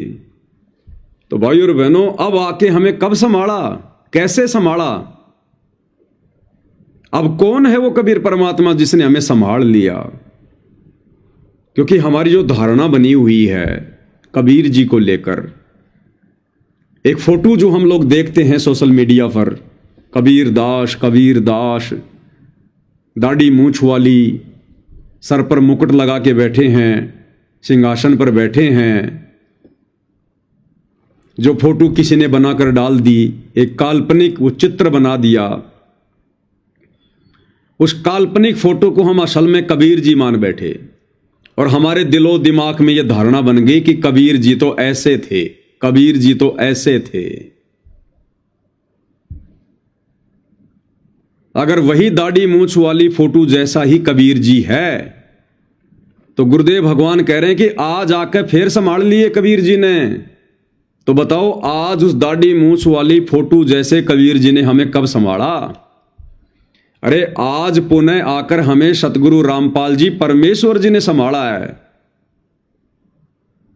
संभालने का मतलब इन्होंने हमारे को फिर से भक्ति पर लगा दिया, हमारे को फिर से वही भक्ति दे दी जो इन्होंने 650 साल पहले दी थी। हमें वही मंत्र दे दिए जाप करने के लिए जो हमें ये पहले दिए थे। हमें वही धर्म कर्म की जानकारी दे रहे हैं जो इन्होंने पहले दी थी। हमें अपना शिष्य बना लिया, अपना शागिर्द बना लिया, जो इन्होंने 650 साल पहले बनाया था, हमें संभाला था 650 साल पहले। तो आज आकर फिर संभाल लिए। तो किसने संभाला? परमेश्वर रामपाल जी ने संभाला है। अब यदि कबीर जी का असली रूप यदि वो दाढ़ी मूंछ वाला है तो फिर उस दाढ़ी मूंछ वाले रूप में आकर कबीर जी ने वर्तमान में हमें क्यों नहीं संभाला? गुरुदेव कह रहे हैं वो भी परम सत्य है कि परमात्मा ने आज आकर फिर संभाल लिए। आके यानी धरती पर आकर। तो धरती पर तो भाई परमेश्वर रामपाल जी आए हुए हैं जिन्होंने हमें संभाल रखा है, लाखों को संभाल रखा है, पूरी दुनिया को संभालेंगे आने वाले समय में। अगर वो दाढ़ी मूंछ वाला रूप ही कबीर जी का असली रूप होता तो आज उसी रूप में आके संभालते ना में। लेकिन वो एक काल्पनिक फोटो है, एक बनावटी फोटो है। वो परमेश्वर कबीर जी का असली रूप नहीं है। शतलोक में कबीर परमेश्वर के दाढ़ी मूंछ नहीं है। वे तो युवा कबीर हैं, युवा कबीर। और युवा के भाई और बहनों कभी भी सफेद दाढ़ी मूंछ नहीं आती है। युवा के तो बिल्कुल अगर दाढ़ी मूंछ है तो काली, और इस फोटो में तो बूढ़े दिखाई दे रहे हैं। तो 650 साल पहले कबीर परमात्मा जी जब आए थे और जब सांसारिक तौर पर लीला करते करते जब वो वृद्ध हुए, बूढ़े हुए, उस समय को आधार बनाकर लोगों ने उनकी फोटो बनाई है। क्योंकि 650 साल पहले परमात्मा एक गरीब जुल्हाई की भूमिका में थे और उस समय आम व्यक्ति दाढ़ी मूंछ रखा करता था। उस समय आज की तरह ये जगह जगह नाई की दुकान नहीं हुआ करती थी, ये ब्लेड वगैरह, उस्त्रे वगैरह नहीं हुआ करते थे। जो बड़े बड़े जो रईस लोग होते थे, नवाब होते थे, वो लोग ही अपनी दाढ़ी मूंछ वगैरह साफ करवाया करते थे, शेविंग करवाया करते थे। आम व्यक्ति तो बेचारा सालों साल कभी बाल भी नहीं कटवाता था। तो समय के अनुसार परमेश्वर ने दाढ़ी मूंछ रखनी पड़ी यहां आकर, और हमने उसी फोटो को कबीर जी का असली रूप मान लिया। जबकि रियल रूप परमेश्वर का वो है जो हम आज वर्तमान में देख रहे हैं। परमेश्वर रामपाल जी, ये इनका असली सतलोकीय रूप है। तो ये जो छोटे छोटे सत्संग हैं गुरुदेव के, ये बहुत ही सांकेतिक हैं भाइयों और बहनों, ये गूढ़ हैं। गीता, वेद, कुरान, पुराण को समझना बहुत आसान है,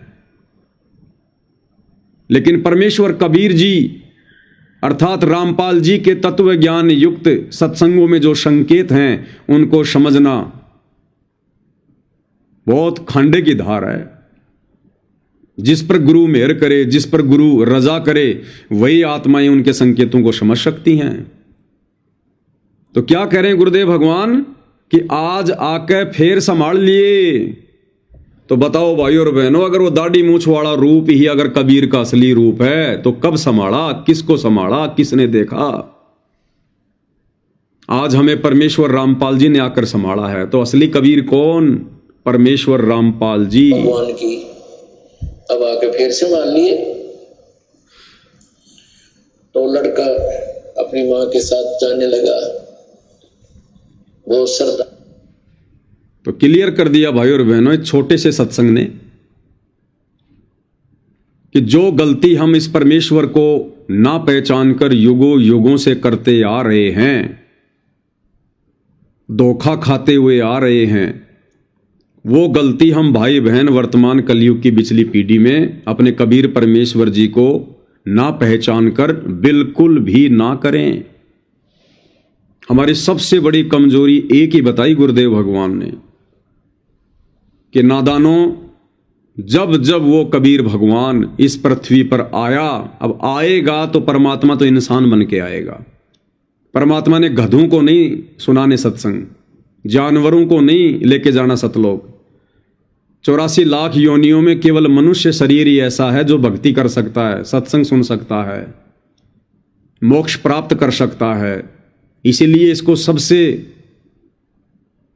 दुर्लभ जन्म बताया है। मानव जन्म दुर्लभ है, ये मिले न बारंबार, जैसे पेड़ से पत्ता टूट गिरे बहुर न लगता बार। ये मनुष्य जन्म बारंबार नहीं मिलता है, बहुत अनमोल। 84 लाख योनियां भोगने के बाद एक मनुष्य जन्म मिलता है। इसी मनुष्य जन्म से हम भक्ति कर सकते हैं। तो आज यदि हमने फिर से वही गलती दोहराई जो गलती हम युगों युगों से दोहराते आ रहे हैं, जब जब ये कबीर परमेश्वर सतगुरु रामपाल जी संत बनकर आए, साधु बनकर आए, तत्वदर्शी संत बनकर आए, हमने इनको परमेश्वर के रूप में नहीं जाना, नहीं पहचाना।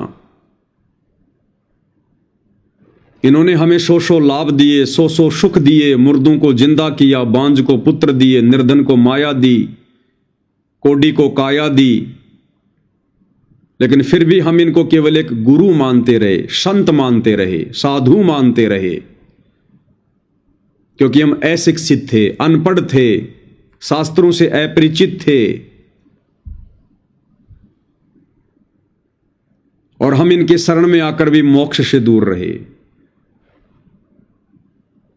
तो आज गुरुदेव भगवान इस कलयुग की पिछली पीढ़ी में आप और हमसे यही चाहते हैं कि बच्चों, मैंने तो मेरी तरफ से तुम्हें शिक्षित करने में, तुम्हें ज्ञान देने में, तत्व ज्ञान देने में, शास्त्रों से परिचित करवाने में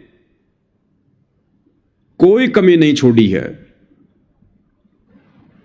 अब भी यदि तुम वही युगों युगों वाली गलती करोगे, अपने गुरु को अपने जैसा मानुष मानोगे, एक व्यक्ति मानोगे, मां के गर्भ से जन्म लेकर आया हुआ, जेर रूपी गंदगी में लिपटकर गर्भ से बाहर आया हुआ एक जीव मानोगे, तो भाई तुम इस कलयुग की पिछली पीढ़ी में भी मोक्ष के अधिकारी नहीं हो।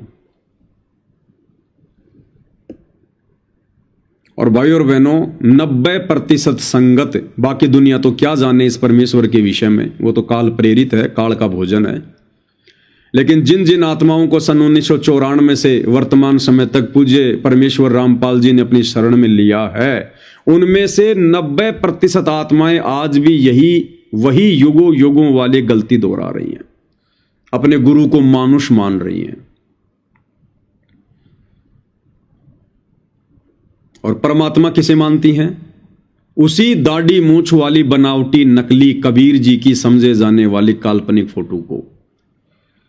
वही गलती कर रहे हैं हम जो गलतियां 650 साल पहले की थी।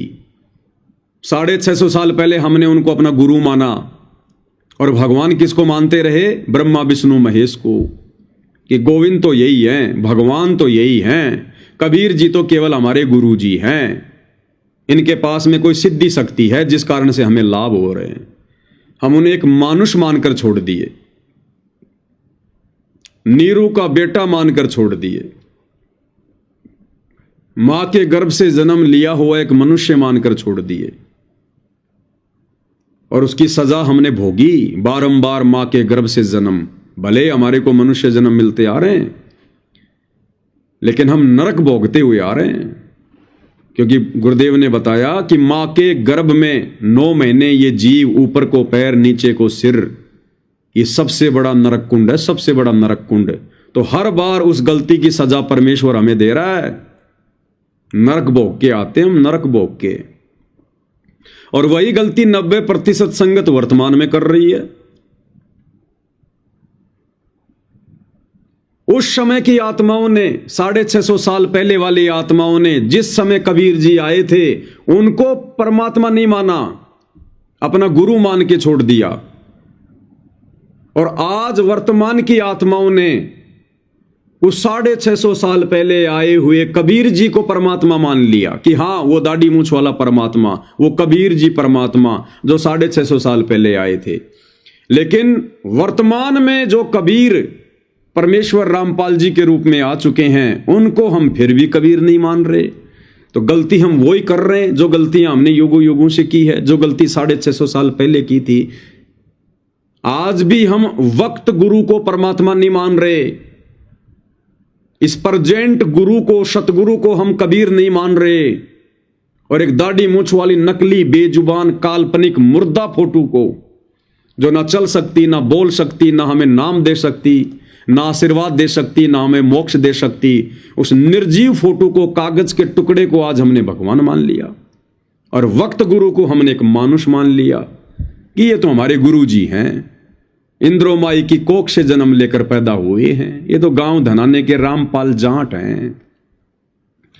उस समय भी यही कह रहे थे तो नीरू का बेटा है। कोई कहता था विधवा ब्राह्मणी लोकलाज में आकर इसको छोड़ के चली गई, ये नीरू नीमा उठाकर ले आए, ये तो जुलाहे का बेटा है। वही गलती हम आज कर रहे हैं, और वर्तमान में हम ये गलती ना करें, इसके लिए आदरणीय गरीबदास जी ने 300 साल पहले अपनी अमृतवाणी में बहुत कुछ कहा। क्या कहा? गुरु मानुष कर जानते वो नर कहिए अंध, ओवे दुखी संसार में आगे काल के फंद। कि भाई तुम वो गलती फिर से मत कर देना, गुरु को मानुष मानने वाली। मानुष यानी मनुष्य। मनुष्य कौन? जो मां के गर्भ से जन्म लेता है। कि भाई अपने गुरु को उपदेश लेने के बाद में मानुष मानने की भूल मत करना, काल के जाल में जाओगे, मोक्ष प्राप्त नहीं करवा पाओगे। गुरु मानुष कर जानते वो नर कहिए अंध, ओवे दुखी संसार में आगे काल के फंद। कबीरा ते नर अंध हैं जो गुरु को कहते और, यानी जो गुरु को परमेश्वर के अलावा और संज्ञा देते हैं कि ये तो मेरा गुरु है, भगवान तो कोई और है। तो कहते हैं कबीरा ते नर अंध हैं, अंधे हैं जो गुरु को कहते और भगवान नहीं मानते।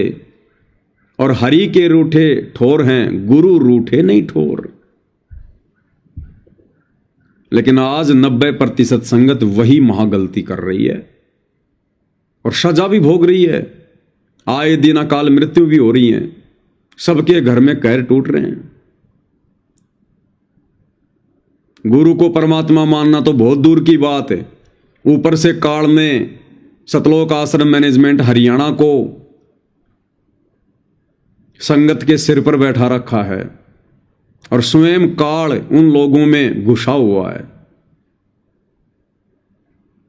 जो सामान्य मर्यादा है भक्ति मार्ग की, वो भी फॉलो नहीं करने दे रहा। तो भाई और बहनों, ये इस कलयुग की बिचली पीढ़ी में मोक्ष प्राप्त करने के लक्षण नहीं हैं।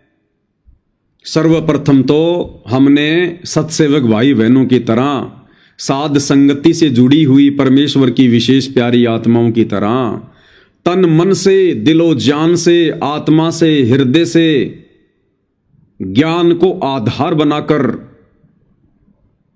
परमेश्वर रामपाल जी को कबीर भगवान मानना पड़ेगा, क्योंकि इनके अलावा सृष्टि में दूसरा कोई कबीर है ही नहीं। जो ये परमार्थ का कार्य इन्होंने किया है, ये अन्य कोई कर ही नहीं सकता, राजा भी नहीं कर सकता। धर्मशास्त्रों का जो निष्कर्ष इन्होंने निकाल कर दे दिया, यहां ब्रह्मा विष्णु महेश भी आज तक नहीं बता पाए, नहीं समझा पाए। और इनकी शरण में आने के बाद में जो आध्यात्मिक भौतिक लाभ इन्होंने दे दिए, यहां की ये परम शक्तियां ब्रह्मा विष्णु महेश की भक्ति करके भी कोई प्राप्त नहीं कर सकता। तो इनके अलावा दूसरा कोई परमेश्वर नहीं है। तो सर्वप्रथम तो सत्सेवक भाई बहनों की तरह ज्ञान को आधार बनाकर हमने अपने गुरु को ही परमेश्वर के रूप में मानना पड़ेगा, जानना पड़ेगा। उसके बाद उनके द्वारा हमें जो मर्यादाएं बताई गई हैं, जो नियम बताए गए हैं, हमने दृढ़ता के साथ उन सारे नियमों को फॉलो करना पड़ेगा। उन नियमों को निभाने के रास्ते में चाहे हमारा खुद का परिवार आए, चाहे समाज आए, चाहे रिश्तेदारियां आए, चाहे काम धंधा आए, हमने एक झटके में उनसे दूर हो जाना है। एक झटके में हमने ना किसी से लड़ाई करनी, ना झगड़ा करना, ना मन मुटाव करना, ना राग द्वेष ईर्ष्या करनी, लेकिन हमने अपनी मर्यादाओं को बचाना है, अपनी भक्ति को बचाना है। भाई घर छूटो, चाहे जग रूठो, चाहे रूठो ये संसारा हो, अरे फिर कौन सुनेगा इस काल लोक में जय गुरु रूठ गया मारा हो। आज यदि हमने गुरु को परमात्मा नहीं माना, मर्यादाओं में नहीं रहे, देखा देखी में चलते रहे, मोक्ष तो होगा नहीं। और फिर हमारे को क्या होगा? इस भक्ति के कारण हमारे को बहुत सारे मनुष्य जन्म मिलेंगे। उन मनुष्य जन्मों में हमारे ऊपर संस्कार व आपदाएं आएंगी। कभी आंख फूटेगी, कभी एक हाथ कटेगा, कभी एक्सीडेंट होगा, कभी आंखों के सामने बेटा मरेगा, कभी बेटी मरेगी। क्योंकि जब ये परमात्मा कबीर धरती पर संत रूप में आता है तो ये भाग्य से अधिक देता है, हमारी आने वाली आपत्तियों को टालता है। और जब गुरु रूप में आए हुए परमेश्वर कबीर जी वापस सतलोक को चले जाते हैं, उसके बाद भाई और बहनों फिर हमें वैसा ही मिलना शुरू हो जाता है जैसे हमारे संस्कार में होता है। फिर हमने जो बैटरी चार्ज कर ली है, जो भक्ति धन इकट्ठा कर लिया है, उस आधार से फिर हमारे को सुख या दुख मिलेगा, लाभ या हानि होगी। फिर आज जैसे वर्तमान में परमात्मा हमारे भाग्य में लिखी हुई आपदाओं को टाल रहे हैं, ऐसा नहीं टालेंगे। फिर सतलोक में बैठकर परमात्मा वही देगा जो हमारे भाग्य में लिख दिया होगा। तो आज वर्तमान में ये भक्ति करके, ये दान पुण्य करके, इतना संघर्ष करके, और यदि गुरु को मानुष मानने के चलते, मर्यादाएं ठीक से ना निभाने के चलते यदि हम मोक्ष से वंचित रह गए तो हमें बारंबार मनुष्य जन्म मिलेंगे। और उन मनुष्य जन्मों में फिर जैसे आज आम समाज में जो मनुष्य हैं, स्त्री या पुरुष हैं, उनके साथ में कैसी कैसी घटनाएं घटित हो रही हैं। अकाल मृत्यु, अचानक से बेटा मर गया, बेटी मर गई, कोई काम धंधे में दिक्कत आ गई, बहुत बड़ी कोई बीमारी लग गई। फिर ऐसा ही होगा हमारे साथ में, ऐसा ही होगा। फिर वही मिलेगा जो हमारा ये प्रारब्ध बना दिया जाएगा, जो किस्मत बना के रख दी जाएगी। और फिर 84 लाख योनियों में भी जाएंगे। फिर 84 लाख योनियों में फिर वो असहनीय कष्ट जिनका वर्णन भी करना मुश्किल है। और फिर क्या होगा भाई और बहनों? आज वर्तमान में हम जिस भक्ति को बड़े शौक से कर रहे हैं, बड़ी लगन से कर रहे हैं, अनगिनत मंत्रों का जाप करते हैं, दान पुण्य कर रहे हैं, सेवा कर रहे हैं, ये सोचकर कि हमारा मोक्ष होगा। और यदि भाई और बहनों इतना सब कुछ करते करते यदि हमारा मोक्ष नहीं हुआ, और मोक्ष क्यों नहीं होगा? दो ही गलती रहेंगी। पहला, गुरु को मानुष मानना, और दूसरा, मर्यादाएं तोड़कर भक्ति पर लगे रहना। तो हमारे पास ये ढेर सारा भक्ति धन जमा हो जाएगा, ढेर सारा। ब्रह्मा विष्णु महेश की दिन रात भक्ति करके हम लाख जन्मों में भी इतना भक्ति धन इकट्ठा नहीं कर सकते, जो भक्ति धन हम कुछ दिन सतगुरु रामपाल जी परमेश्वर जी की शरण में रहकर, मर्यादाओं में रहकर भक्ति करके इकट्ठा कर सकते हैं। तो आज हम जो भक्ति ये सोचकर कर रहे हैं, जो भक्ति धन ये सोचकर जमा कर रहे हैं कि इससे हमें मोक्ष मिलेगा, और यदि भाई और बहनों हमारा मोक्ष नहीं हुआ, ये बात दास क्यों बोल रहा है? ताकि हमारे अंदर भय उत्पन्न हो, डर, क्योंकि भय बिना भक्ति नहीं होती और बिल्कुल हकीकत है ये बात है। तो यही भक्ति धन, आज ये ज्योति के पैसे की कमाई, पाठ के पैसे की कमाई, दान के पैसे की कमाई, 10वें अंश के पैसे की कमाई, शतनाम की कमाई, प्रथम नाम की कमाई, सार नाम की कमाई, सेवा की कमाई, ये जो ढेर सारा भक्ति धन हमारा जमा हो जाएगा, ये भाई और बहनों, फिर यही भक्ति धन यदि हमारा मोक्ष नहीं हुआ तो हमारे लिए सबसे बड़ा दुख का कारण बनेगा। सबसे बड़े दुख का कारण यही भक्ति धन बनेगा फिर हमारा। और यही भक्ति वर्तमान की एक बहुत लंबे समय के लिए, करोड़ों युगों के लिए हमें फिर से परमात्मा से दूर कर देगी। क्योंकि परमात्मा ने इस कलयुग में ही मोक्ष का समय क्यों निश्चित किया? क्योंकि इस समय हम हर प्रकार से खाली हो जाते हैं, भक्ति से हर प्रकार से खाली हो जाते हैं। हमारे जितने भी जो पुण्य होते हैं वो हम 3 युगों में खा लेते हैं, खर्च कर लेते हैं, सतयुग में, त्रेता में, द्वापर में। और जब ये कलयुग आता है, चौथा युग, उस समय हमारे पुण्य नष्ट हो जाते हैं, फिर हमारे पाप कर्म शेष रहते हैं और पाप कर्मों से फिर हमारे ऊपर आपत्तियां आती हैं, दुख आते हैं, संकट आते हैं, परेशानी आती हैं। फिर ये आत्मा भगवान की तरफ दौड़ती है, सुखों में नहीं दौड़ती।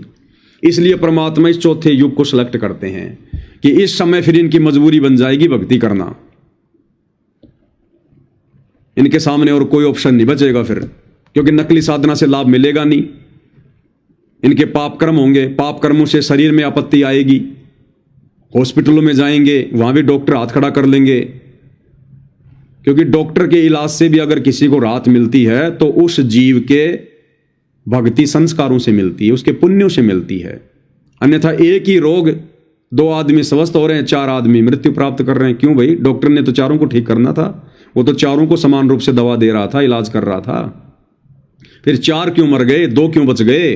क्योंकि 2 बच गए उनके पास पूर्व जन्मों का भक्ति धन अभी जमा है। उस भक्ति धन से उनकी रक्षा हुई है। वो डॉक्टर का इलाज तो केवल एक बहाना है। तो परमेश्वर को पता था कि इस कलयुग में बिल्कुल खाली हो जाएंगे ये, तब इनको भगवान की जरूरत पड़ेगी, रो रो के आएंगे, नाक रगड़ रगड़ के आएंगे ये। तो वर्तमान में यदि मोक्ष हुआ नहीं और ये ढेर सारा भक्ति धन हमने जमा कर लिया तो ये हमारे लिए सबसे बड़ा फिर बाधा बन जाएगा। क्योंकि फिर परमात्मा ने हमें इसका प्रतिफल देना पड़ेगा। जो कमाई हमने कर ली वो हमने खर्च भी करनी पड़ेगी। फिर क्या करेंगे? हम इस काल की बेगार करेंगे, इस काल की नौकरी करेंगे। काल के किस ब्रह्मांड को फिर हम चलाएंगे? देवी देवता बनकर इसकी नौकरी करेंगे, गुलामी करेंगे। ब्रह्मा विष्णु महेश की वो पदवियां प्राप्त करेंगे, हम अपने कर्म फोड़ेंगे। ब्रह्मा जी बनकर पूरी दुनिया को हम रजोगुण के कुएं में डालेंगे, अपने कर्म फोड़ेंगे भयंकर। विष्णु जी बनकर दुनिया को शतोगुण की आग में झोंकेंगे, मोह ममता में फंसा के रखेंगे। हमारे कारण पूरी दुनिया मोह ममता में फंसी रहेगी। हम तो बन के बैठ गए विष्णु जी, ब्रह्मा जी और शंकर जी, और नीचे परमात्मा जैसे वर्तमान में आत्माओं को समझा रहे हैं, लेकिन तीनों गुणों के प्रभाव से नहीं समझ पा रहे। तो आज दोषी कौन बन रहे हैं? वो ब्रह्मा विष्णु महेश दोषी बन रहे हैं। वो आत्माएं जो कभी इसी प्रकार कलयुग की पिछली पीढ़ी में आप और हमारी तरह भगत थे, आज वो संसार को फंसाने के लिए निमित्त बने हुए हैं। आज भगवान हमें समझाना चाहते हैं, लेकिन आज उन्हीं आत्माओं के तीनों गुणों के प्रभाव से, ब्रह्मा जी के रजोगुण, विष्णु जी के शतोगुण, शंकर जी के तमोगुण के प्रभाव से आज देखो हम किस प्रकार से इस भक्ति को स्वीकार नहीं करते, भगवान को नहीं पहचानते। फिर ऐसे काल हमारे कर्म फोड़ेगा भगवान के विरुद्ध खड़ा करके। तो फिर हम ब्रह्मा विष्णु महेश बनेंगे, फिर भी हमारी कमाई बहुत ज्यादा, बहुत जबरदस्त है। फिर कभी हमारे को ये ब्रह्मलोक में भेजेगा, वहां पर ज्यादा हमारी भक्ति कमाई नष्ट होती, वहां ज्यादा बकवाद होंगी। फिर देवी देवता बना देगा, फिर गोरखनाथ जैसा बना देगा, डले ढोए जाओ, तपस्या करते रहो, काल की बेगार करते रहो। फिर पृथ्वी पर पटकेगा, राजा महाराजा बनाएगा, चक्रवर्ती राजा बनाएगा, कभी सरपंच बनाएगा, कभी एमएलए बनाएगा, कभी प्रधानमंत्री बनाएगा। और ना जाने कितनी बार हम ऐसे चक्कर काट काट के जाएंगे, चक्कर काट काट के जाएंगे, कितनी बार मनुष्य जन्म प्राप्त करेंगे। फिर उल्टी साधना करके फिर वापस देव देवता बनेंगे। और करोड़ों युगों के बाद जब कभी हमारा इस वर्तमान कलयुग की पिछली पीढ़ी में शत भक्ति करके दान पुण्य करके जो हमने भक्ति धन इकट्ठा कर लिया, जब हमारा ये भक्ति धन नष्ट होगा तब ये परमात्मा हमें फिर कलयुग की पिछली पीढ़ी में पटकेगा और फिर हम लोगों की यही स्थिति होगी जो आज है। और फिर ब्रह्मा विष्णु महेश के तीनों गुणों के प्रभाव से फिर हम ऐसे बकवाद करेंगे। तो आज वर्तमान में गुरुदेव भगवान ने हमारी जो बुद्धि खोल दी है हल्की फुल्की, हमें ये बातें समझ में आ रही हैं क्योंकि गुरुदेव ने समझाई और हमारे समझ में आई, तभी तो हम आगे एक दूसरे के साथ शेयर कर रहे हैं। इतनी बातें तो ब्रह्मा विष्णु महेश को भी नहीं पता है भाई और बहनों, वो भी नहीं बता सकते अपने प्रवचनों में। जबकि 88,000 ऋषि श्री ब्रह्मा जी को वेदों का प्रकांड ज्ञाता मानकर उनके दरबार में बैठकर उनसे वो कथाएं सुनते हैं और उनकी वाहवाही करते हैं, वाह ब्रह्मा जी क्या ज्ञान दिया। और वर्तमान में परमेश्वर रामपाल जी से प्राप्त ज्ञान आधार से हम भाई बहन आपस में मिलकर जो ये साध संगति कर रहे हैं, इसका तो 100वां हिस्सा भी उस ब्रह्मा जी को पता नहीं है, 100वां हिस्सा भी। और फिर भी वो वाहवाही का वो पात्र बना हुआ है, ये काल ऐसे फंसा के रखता है। तो आज ये थोड़ी बहुत बातें जो हमें समझ में आ गई है भाई और बहनों, इसलिए अब हमने विचार करना चाहिए कि इस प्रकार कलयुग की पिछली पीढ़ी में आके ढेर सारा भक्ति धन जमा करके आप और हम भगत भाई बहन करोड़ों बार धोखा खा चुके हैं, करोड़ों बार। हमारी ऐसे ही दुर्गति होती आ रही, ऐसे दुर्गति होती आ रही हमारी। इसलिए गुरुजी कहते हैं समझा है तो सिर धर पांव बहुर नहीं रहे सादाव, कि भाई आत्मा अगर तेरी ये बात समझ में आ गई है कि तेरी ऐसी ऐसी दुर्गति अनेकों बार ये काल कर चुका है, अनेकों बार तू कलयुग की पिछली पीढ़ी में सतगुरु से सत भक्ति लेकर अपनी बैटरी चार्ज करके काल के हत्थे चढ़ चुका है। तो अगर ये बातें हमें समझ में आ रही हैं तो भाई और बहनों फिर अब हमने सिर धड़की बाजी लगानी पड़ेगी। और सिर धड़की बाजी लगेगी जब सतगुरु का ज्ञान समझ में आएगा। और जब तक हमें सतगुरु की मेहर प्राप्त नहीं होगी, सतगुरु की रजा प्राप्त नहीं होगी, तब तक भाई और बहनों ना तो हम ज्ञान को अच्छे से समझ सकते और शौपन में भी कभी हम गुरु को परमात्मा के रूप में नहीं देख सकते। शौपन में भी हाँ, उन कागज के टुकड़ों को भगवान मान लेंगे, उन मुर्दा फोटोओं को भगवान मान लेंगे, लेकिन जिंदा को भगवान नहीं मानेंगे जब तक हमारी बुद्धि नहीं खोलेगा परमेश्वर, जब तक हमारा ज्ञान योग नहीं खोलेगा। और ये ज्ञान योग भाई और बहनों हर आत्मा का नहीं खोलता परमात्मा। देख लो इन सतलोक आश्रमों से जुड़ी हुई 90% आत्माएं, गुरुदेव के कलयुगी बेटा बेटी भाई बंधु रिश्तेदार, ये कोऑर्डिनेटर, इनके आचरण देख लो, इनके कुक्रम देख लो, इनका ज्ञान आधार देख लो, इनकी रहनी करनी देख लो। जगत से भी गई गुजरी, जगत से भी गई गुजरी। और आप और हम चंद आत्माएं जिनके ऊपर परमेश्वर ने कैसी मेहर बख्शी है। हमें परमेश्वर ने हंस बना दिया, हंस। हम लोग मरना स्वीकार करेंगे लेकिन मछली, घोंगा, मेंढक अर्थात बुराइयां खाना स्वीकार नहीं करेंगे। अब हम इस परमेश्वर को त्यागना स्वीकार नहीं करेंगे, भले हमारा शरीर क्यों ना त्यागना पड़ जाए। हम ये मर्यादा तोड़ना स्वीकार नहीं करेंगे, भले हम खुद क्यों ना टूट जाएं। हम इस परमेश्वर से अपना हाथ छुटाना स्वीकार नहीं करेंगे, भले हमारा परिवार समाज क्यों ना छूट जाए। तो ऐसी रजा आत्माओं पर परमेश्वर रामपाल जी की भाई और बहनों अनंत युगों उपरांत होती है, अनंत युगों उपरांत। ये बुद्धि नहीं खुलती भाई और बहनों, नहीं खुलती। इसलिए दास ने शुरू में कहा था कि जो कल की सेना है वो कल की सेना वास्तव में परमेश्वर रामपाल जी के साध संगति से जुड़े हुए उनके सत्सेवक बच्चे हैं, जो आज इस पूरे खेल को समझ चुके हैं और समझे हैं तभी तो मर्यादाओं पर अडिग हैं।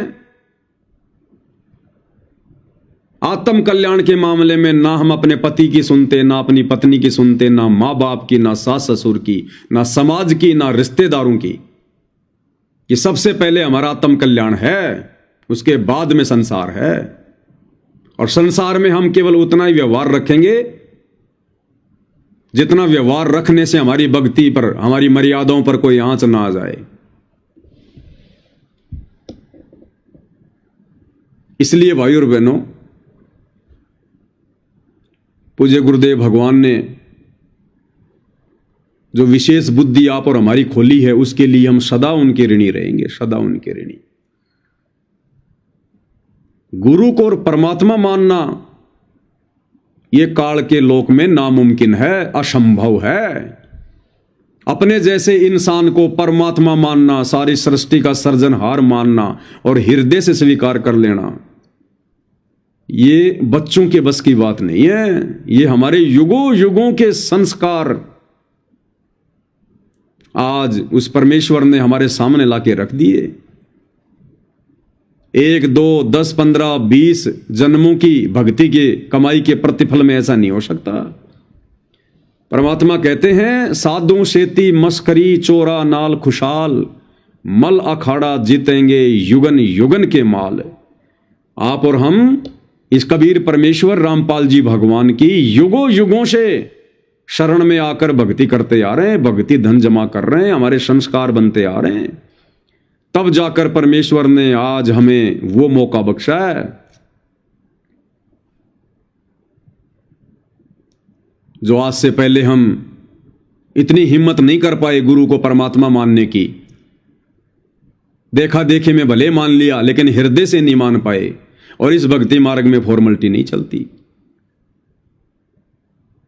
तो ये दृढ़ता, ये हिम्मत, ये साहस, ये जज्बा, ये भक्ति भाव, ये समर्पण, ये लगन, ये श्रद्धा, अटूट विश्वास, ये दृढ़ता जो आज हम सत्सेवकों को प्राप्त है, ये पूज्य गुरुदेव भगवान की छप्पर फाड़ दया का नतीजा है।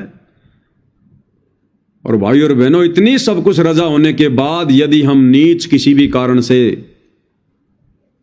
परमेश्वर के यथार्थ 13वें पंथ साध संगति से हट गए, मन में कोई दोष पैदा कर लिया, मन में एक दूसरे के प्रति मन मुटाव, राग द्वेष ईर्ष्या पैदा कर ली, और यदि हमारी किसी भी हरकत से पूज्य परमेश्वर रामपाल जी जरा भी हमसे रुष्ट हो गए, जरा भी, ये लंबा चक्कर फिर हमने काटना पड़ेगा, फिर हम काल की गोद में जाके बैठ जाएंगे।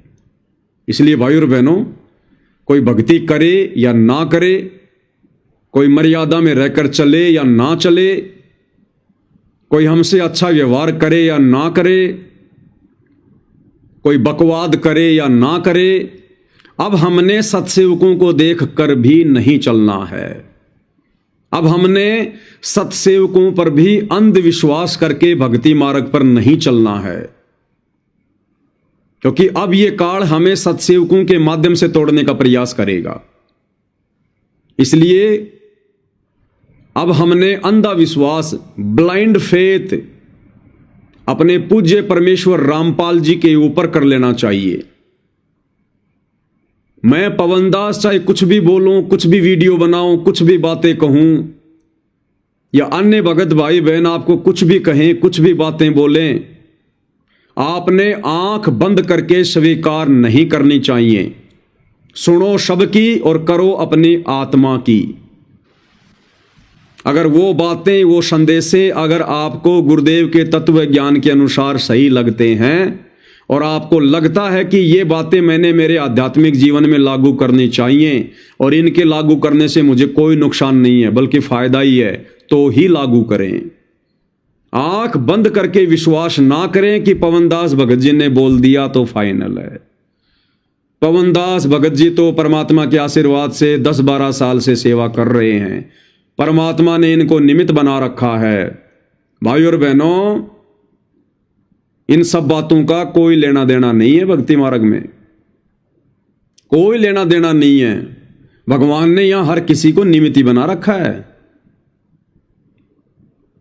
एक गधा सारा दिन जो कुम्हार के आवे पर काम करता है, जो भट्ठे पर काम करता है, इतना सारा बोझ ढोता है, उस गधे को भी तो भगवान ने कुम्हार के लिए निमित्त बना रखा है। एक किसान एक बैल को सारा दिन खेत में हल में जोतता है, उस बैल को भी तो भगवान ने उस किसान के लिए खेती करने के लिए निमित्त बना रखा है। तो अब यदि हमने इन बातों पर भी विशेष ध्यान नहीं दिया, गौर नहीं किया और ये सोचकर कि अब गुरुजी पवन भगत जी से गलती नहीं होने देंगे, या जो भाई बहन साथ संगति से जुड़े हुए हैं अब उनसे गलतियां नहीं हो सकती, तो ये हमारी गलतफहमी है। गलतफहमी, क्या पता परमात्मा मुझ नीच से जानबूझ के गलतियां करवा दे भाई बहनों की परीक्षा लेने के लिए। हम सबका रिमोट हमारे परमेश्वर रामपाल जी के हाथ में है, हम क्या कर सकते हैं। अरे धर्मदास जी के मन में इतनी सारी शंकाएं, इतने सारे सवाल 650 साल पहले कौन पैदा कर रहे थे? स्वयं कबीर भगवान पैदा कर रहे थे। अगर वो इतनी सारी शंकाएं धर्मदास के मन में परमात्मा पैदा ना करवाते, धर्मदास यदि इतने सवाल जवाब ना करता, तो वो इतना मोटा वो कबीर सागर कैसे लिखा जाता? तो परीक्षा के लिए परमात्मा कुछ भी करवा सकता है। और दूसरी बात, सारा खेल मर्यादाओं का। यदि मुझ पवन दास से जरा भी मर्यादाओं में चूक हुई तो काल मेरे सिर पर बैठेगा, फिर मेरे से गलतियां करवाएगा। इसलिए भाइयों और बहनों, अब यदि सारी बातें हमारे समझ में आ गई हैं, ये भगवान समझ में आ गया, ये ज्ञान समझ में आ गया, ये मार्ग समझ में आ गया, क्योंकि 2014 के बाद से परमात्मा ने बिल्कुल क्लियर कर दिया है कि परमेश्वर का मार्ग कहां चल रहा है, परमेश्वर के सच्चे भगत कहां हैं, हम भक्ति के लिए कब अधिकारी बनेंगे, कब हमारा मोक्ष होगा, भक्तों के क्या लक्षण हैं, क्या आचार विचार व्यवहार होना चाहिए। सारी बातें बरवाला कांड के बाद अपनी संगत को 2 भागों में विभाजित करके परमेश्वर ने बिल्कुल दूध की तरह नीर खीर का निवेरा कर दिया है। अब यदि भाइयों और बहनों हमने जरा भी कमजोरी दिखाई, साध संगति से जुड़कर यदि हमने सत्सेवक भाई बहनों पर भी या मुझ पवन दास पर भी यदि आपने अंधविश्वास किया, देखा देखी यदि लगे रहे, तो भाइयों और बहनों धोखा खाओगे, धोखा, बहुत बड़ा धोखा। ये परमात्मा हर प्रकार से ठोक बजा के चेक करेगा। जब तक हम 24 कैरेट सोना नहीं बन जाएंगे, जब तक हम सब अपने आप को पवन दास नहीं समझ लेंगे, अपने आप को छोटा रामपाल नहीं समझ लेंगे, तब तक भाइयों और बहनों हम यहां कभी भी धोखा खा सकते हैं, कभी भी धोखा। क्योंकि अंत में हमारा साथी केवल हमारा गुरु रहेगा, अंत में हमारा साथी ये ज्ञान आधार बनेगा। कोई भी भगत जब आप ऊपर की यात्रा करोगे त्रिकुटी की, आपके साथ में नहीं जाएगा। यम के दूत आएंगे तो कोई भी भगत आपकी मदद नहीं करेगा। कोई भी धर्म संकट की स्थिति पैदा होगी, कोई भी भगत आपको सलाह मशवरा नहीं देगा, आपको कोई समाधान नहीं देगा। अगर आपकी रक्षा करेगा तो शब्द रूप में पल पल हमारे साथ रहने वाला हमारा गुरु करेगा, कबीर भगवान सतगुरु रामपाल जी करेंगे। और ये ज्ञान जो आज हम अर्जित कर रहे हैं, ये ज्ञान हमें सद्बुद्धि देगा, हमें भ्रमित होने से, विचलित होने से बचाएगा। और ये भक्ति जो आज हम कर रहे हैं मर्यादाओं में रहकर, इस भक्ति की शक्ति से हमारे अंदर वो हिम्मत आएगी। तो भाइयों और बहनों, इन चीजों को अब हमने गांठ बांध लेनी चाहिए, क्योंकि हम इस युग परिवर्तन के लास्ट दौर से गुजर रहे हैं, लास्ट दौर से। संगत को बिल्कुल भी नहीं देखना अब संगत क्या कर रही है। अब हमारी वो सोच दूर हो जानी चाहिए। हम पहले किसी 15-20 साल पहले जुड़े हुए भगत को देखकर ना जाने क्या सोच बैठते थे, उसको बेवजह इतना आदर और सम्मान देने लग जाते थे। ओहो, अरे इस भगत जी ने तो 20 साल पहले नाम ले रखा है, ये तो बहुत पुराना भगत है। जो जितना ज्यादा पुराना होगा उस पर उतना ही जंग लगा होगा। लोहा जितना ज्यादा पुराना होगा उतनी जंग लगी होगी उस पर, ध्यान रख लेना। अरे ये तो गुरुजी का बेटा है, अरे ये तो गुरुजी की बेटी है, सब काल की गोद में है, काल की गोद में गुरुजी के बेटा बेटी। और ये तो गुरुजी का दामाद है, और ये हमारा कोऑर्डिनेटर है राजस्थान का, पंजाब का, सबके सब काल की गोद में बैठे हैं। 2014 बरवाला कांड के बाद से परमात्मा ने दूध का दूध, पानी का पानी करवा दिया है। अपनी गैर हाजिरी में हमें दृढ़ भगत बनाने के लिए, हमारी इन तमाम भ्रमणाओं को, शंकाओं को समाप्त करवाने के लिए ये कार्य गुरुदेव भगवान के आश्रम में रहते सहते नहीं हो सकता था। अगर गुरुदेव भगवान आश्रम में होते तो ये मैनेजमेंट वाले सार्वजनिक तौर पर ये कुकर्म नहीं करते जो कुकर्म इन्होंने 2014 से किए हैं। तो हमें कैसे इनकी असलियत का पता चलता? कैसे भगत के भेष में ये भेड़िए बनकर काल का कार्य सिद्ध कर रहे हैं? हमें कैसे पता चलता? हमें कैसे पता चलता कि 30-30 साल से, 25-25 साल से गुरुजी से नाम लेकर भक्ति करने वाले, गुरुजी के परिवार वाले, ये बड़े बड़े भगत, ये सारनामी, इनको तो ज्ञान की अभी तक छींट भी नहीं है। कैसे पता चलता? कैसे पता चलता कि चंदन के पेड़ के ये लोग तो सांप की तरह चिपके हुए हैं, उस पानी में पड़े हुए उस पत्थर की तरह हैं जिसको लाख साल बाद भी निकाल कर अगर दूसरे उस पत्थर से अगर रगड़ा जाए तो चिंगारी उठेगी। इनमें कोई बदलाव नहीं, कोई चेंजमेंट नहीं है। जैसे लकड़ी के अंदर आग है, उसी प्रकार इन आत्माओं में काम, क्रोध, लोभ, मोह, अहंकार कूट कूट के भरा हुआ है, कूट कूट के। हमें कैसे आज पता चलता? इनके काले चेहरे कैसे उजागर होते अगर गुरुदेव भगवान आज हिसार जेल में ना होते? इन्होंने उनकी गैर हाजिरी में उनको मानुष मानकर काल प्रेरणा से इन्होंने खुद ही अपनी पहचान करवा दी संगत को। ये स्टेडियम बनाकर, गुंडों की सीबीआई जांच का समर्थन करके, संगत को बिरानी आग में झोंककर, जाटों के आरक्षण में बैठाकर, कुपात्रों को करोड़ों रुपया चंदे का देकर, गुंडों की सीबीआई जांच के लिए 5-5 लाख रुपए देकर, अयोध्या में जाकर आन उपासकों के लिए भंडारा लगाकर, अन्नपूर्णा मुहिम के तहत भगत समाज की समासें, धन और पैसा बर्बाद करवाकर, मनमाना आचरण करके भक्तों को मां बहन की गालियां लट्ठों की तरह, जानवरों की तरह पीटना, बात बात पे मुंह से गालियां, गुरु को मानुष मानना, राजनेताओं की रैलियों में धक्के खाना, भगत समाज को मर्यादाओं से दूर करना। हमें कैसे पता चलता? आज इनके कुकर्म भला कैसे हमारी आंखों के सामने आते? कैसे हमारा मोतियाबिंद का ऑपरेशन होता? जो अज्ञानता में हम इनको गुरुजी का बेटा, बेटी, भाई, बंधु, रिश्तेदार, बहुत बड़े भगत मानकर बैठे हुए थे। हम तो धोखा खा जाते बहुत बड़ा। हम तो नकलची बन जाते, नकलची। और कैसे यदि गुरुदेव भगवान हिसार जेल में जाकर नहीं बैठते तो आज कैसे हम उनको परमात्मा मानते? हम उनको मानुष ही मानते रहते, अपना गुरु ही मानते रहते, और उसी दाढ़ी मूंछ वाली कबीर की फोटो को हम भगवान मान के पूजते रहते। हमारी हिम्मत नहीं होती उस काल्पनिक दाढ़ी मूंछ वाली कबीर की समझे जाने वाली फोटो को फाड़ फाड़ के दिखाने की। अगर गुरुजी आश्रम में होते तो हमारी हिम्मत नहीं होती एक शब्द भी सोशल मीडिया पर लाइव आकर भगत समाज को समझाने की। अगर गुरुदेव भगवान हिसार जेल से बाहर होते तो अगर एक शब्द भी हम बोल देते काल के खिलाफ, इन मैनेजमेंट वालों के खिलाफ, गुरुजी के परिवार के कुकर्मों के खिलाफ, कोऑर्डिनेटरों की मूर्खता के खिलाफ, 2 घंटे बाद गुरुजी के पास हमारी प्रार्थना पहुंच जाती आश्रम में और हमारी नो एंट्री करवा दी जाती, हमारे मुंह पे ताला लगवा दिया जाता। इसलिए परमेश्वर ने यह समय देखा कि ज्ञान बहुत दे लिया, अब इस ज्ञान की परीक्षा ले लूं, मेरे कितने हैं, काल के कितने हैं।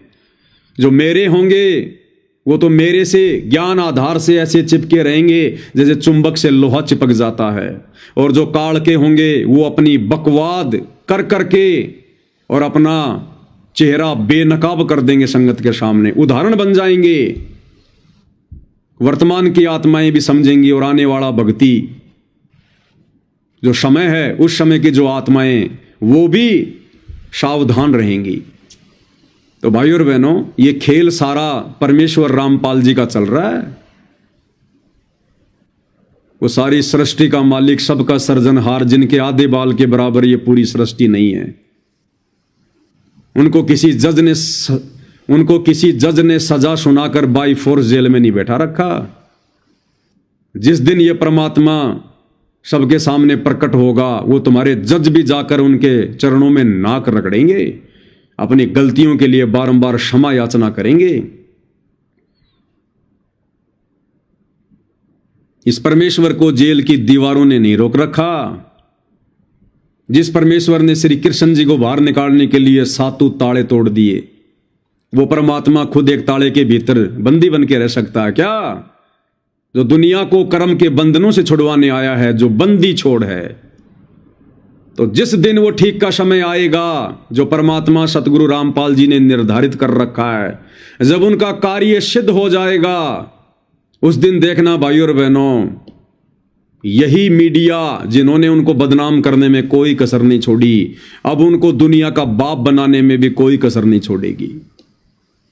यही प्रशासन जो उनको पकड़ के लेकर गया था, यही प्रशासन अपने कंधों पर बैठा कर और 24 घंटे उनकी सेवा में रहेंगे। यही राजनेता जो आज बेखबर हैं काल प्रेरणा से, ये उनके चरणों में जाकर नतमस्तक होंगे, अपनी गलतियों की बारंबार क्षमा याचना करेंगे। और यही दुनिया जो आज उन्हें कोई बलात्कारी कहकर संबोधित करता है, कोई गुंडा, कोई भुंडा, इनकी आंखों से आंसू नहीं सूखेंगे। अपनी गलतियों के प्रायश्चित के लिए रो रो कर आश्रम की दीवारों पर मत्था मारा करेंगे, मत्था, कि परमेश्वर हमें सद्बुद्धि क्यों नहीं आई, हम आपको पहचान क्यों नहीं पाए, हमने आप जैसे परम संत की निंदा करके अपने कर्म क्यों फोड़े। और ये ज्यादा समय की बात नहीं है भाइयों और बहनों, 75% कार्य कल की भगवान रामपाल जी परमेश्वर जी का समाप्त हो चुका है, मात्र 25% बचा है। और ये 25% आने वाले 4 से 5 साल में परमेश्वर पूरा कर लेंगे। और ये सारा सब कुछ क्यों कर रहे हैं परमात्मा? आप और हमें, जो आत्माएं अधिकारी हैं मोक्ष की, जिनका समय आ गया सतलोक जाने का, जो सात संगति रूपी ट्रेनिंग सेंटर से जुड़कर अपने आप को दिन प्रतिदिन निर्मल कर रही हैं, निखार रही हैं, शुद्ध कर रही हैं, भगत बनने की, दास बनने की दिशा में आगे बढ़ रही हैं, आप और हम आत्माओं के मोक्ष के लिए। तो आप और हम आत्माओं ने भाई और बहनों किसी भी प्रकार की गुरुदेव भगवान की गाइडलाइन का उल्लंघन नहीं करना है।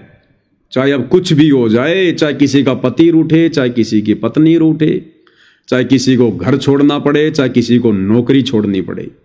ये घर, परिवार, नौकरियां हम असंख्य बार प्राप्त कर चुके हैं। अब हम सच्ची सरकार की सच्ची नौकरी प्राप्त करेंगे, सतलोक में जाकर सच्चा सुख प्राप्त करेंगे, सतलोक में जाकर। उसके लिए भाई और बहनों हर प्रकार से अब हमने चौकन्ना रहना पड़ेगा, क्योंकि शुरू में इस काल ने संगत में कुसंगत पैदा करी। जितनी भी संगत थी परमेश्वर रामपाल जी की, उसमें कुसंगत पैदा करी। परमेश्वर रामपाल जी के कलयुगी परिवार को माध्यम बनाकर, कोऑर्डिनेटरों को माध्यम बनाकर, उसमें से परमेश्वर ने अपने चंद आत्माओं को छांटा, साध संगतियां शुरू करवाई। अब ये काल साध संगतियों में बकवाद करवाएगा, बकवाद करवाएगा, तरह तरह की भ्रमणा फैलाएगा, दुनिया भर का पाखंड फैलाएगा। सारे नहीं, कुछ एक। तो अब हमने ये बिल्कुल भी नहीं देखना कि ये तो सत्सेवक है, इसकी आईडी पे साध संगति का लोगो लगा हुआ है, ये तो बहुत दिनों से साध संगति से जुड़ा है। अब भाई और बहनों इन चीजों का अब कोई महत्व नहीं है। अब भले आप साध संगति का लोगो लगाओ ना लगाओ, क्योंकि अब ये काल इन्हीं सब चीजों को हथियार बनाएगा। लोगो लग रहा है साध संगति का और दुनिया भर की बकवाद उसकी आईडी पे आपको देखने को मिलेंगी। और आप क्या करोगे फिर? या तो मेरे पास में मैसेज करोगे कि भगत जी देखना, इसकी फेसबुक पे ये साध संगति का लोगो भी लगा हुआ है, और भगत जी ये तो पटाखे भी फोड़ रहा है, ये तो गाने गा रहा है। अब काल क्या करेगा? अब काल इस लोगो का दुरुपयोग करेगा। एक समय तक इसका सदुपयोग हुआ, एक पहचान थी ये कि हम इन आश्रम वालों से अलग हैं। अब काल इसका दुरुपयोग करेगा। वो वीडियो आप मुझे भेजोगे, मैं उसको खोल के देखूंगा, 10 मिनट मेरी बर्बाद करवाएगा। या आप उसके नंबर निकालने का प्रयास करोगे, 10 भक्तों से पूछोगे भगत जी ये कौन है, आप जानते हो इसको? फिर आप उसको फोन करोगे, वो मानने वाला नहीं है, आधा घंटा आपका बर्बाद करेगा। इसलिए भाई और बहनों अब यदि किसी चीज का महत्व है तो केवल परमेश्वर की मर्यादित भक्ति का। आप मरे जग प्रलय होई। जब इंसान खुद मर जाता है ना, उसके लिए पूरी संसार मर जाता है, प्रलय हो जाती है उसके लिए। अब मैंने आंखें बंद कर ली, मेरे लिए सारा संसार अंधा हो गया। इसी प्रकार अब मैंने भगत बनना है, अब हमने भगत बनना है, हमने भक्ति करनी है। पहले हम सबको साथ लेकर चल रहे थे, अब हमने खुद भगत बनना है, खुद हमने दास बनना है। हमने अब दूसरों को नहीं देखना, दूसरों की चिंता नहीं करनी। कोई भक्ति करे ना करे, कोई साथ संगति से जुड़े ना जुड़े, कोई अपने कर्म बिगाड़े या फोड़े, अब इस स्तर पर आकर हमने खुद जीवित मरना है। आपका कितना ही खास, कितना ही नजदीकी साथ संगति से जुड़ा हुआ अगर बकवादे कर रहा है, अब भाई और बहनों उसको समझाने में भी अपना समय बर्बाद मत करो। उसकी तरफ देखो भी मत, सोचो भी मत कि ये तो बहुत अच्छा भगत था, अचानक से क्या हो गया। वो हो गया सो हो गया। अब हमारे अंदर ये डर बैठना चाहिए कि ये भगवान मेरे साथ ऐसा ना हो जाए।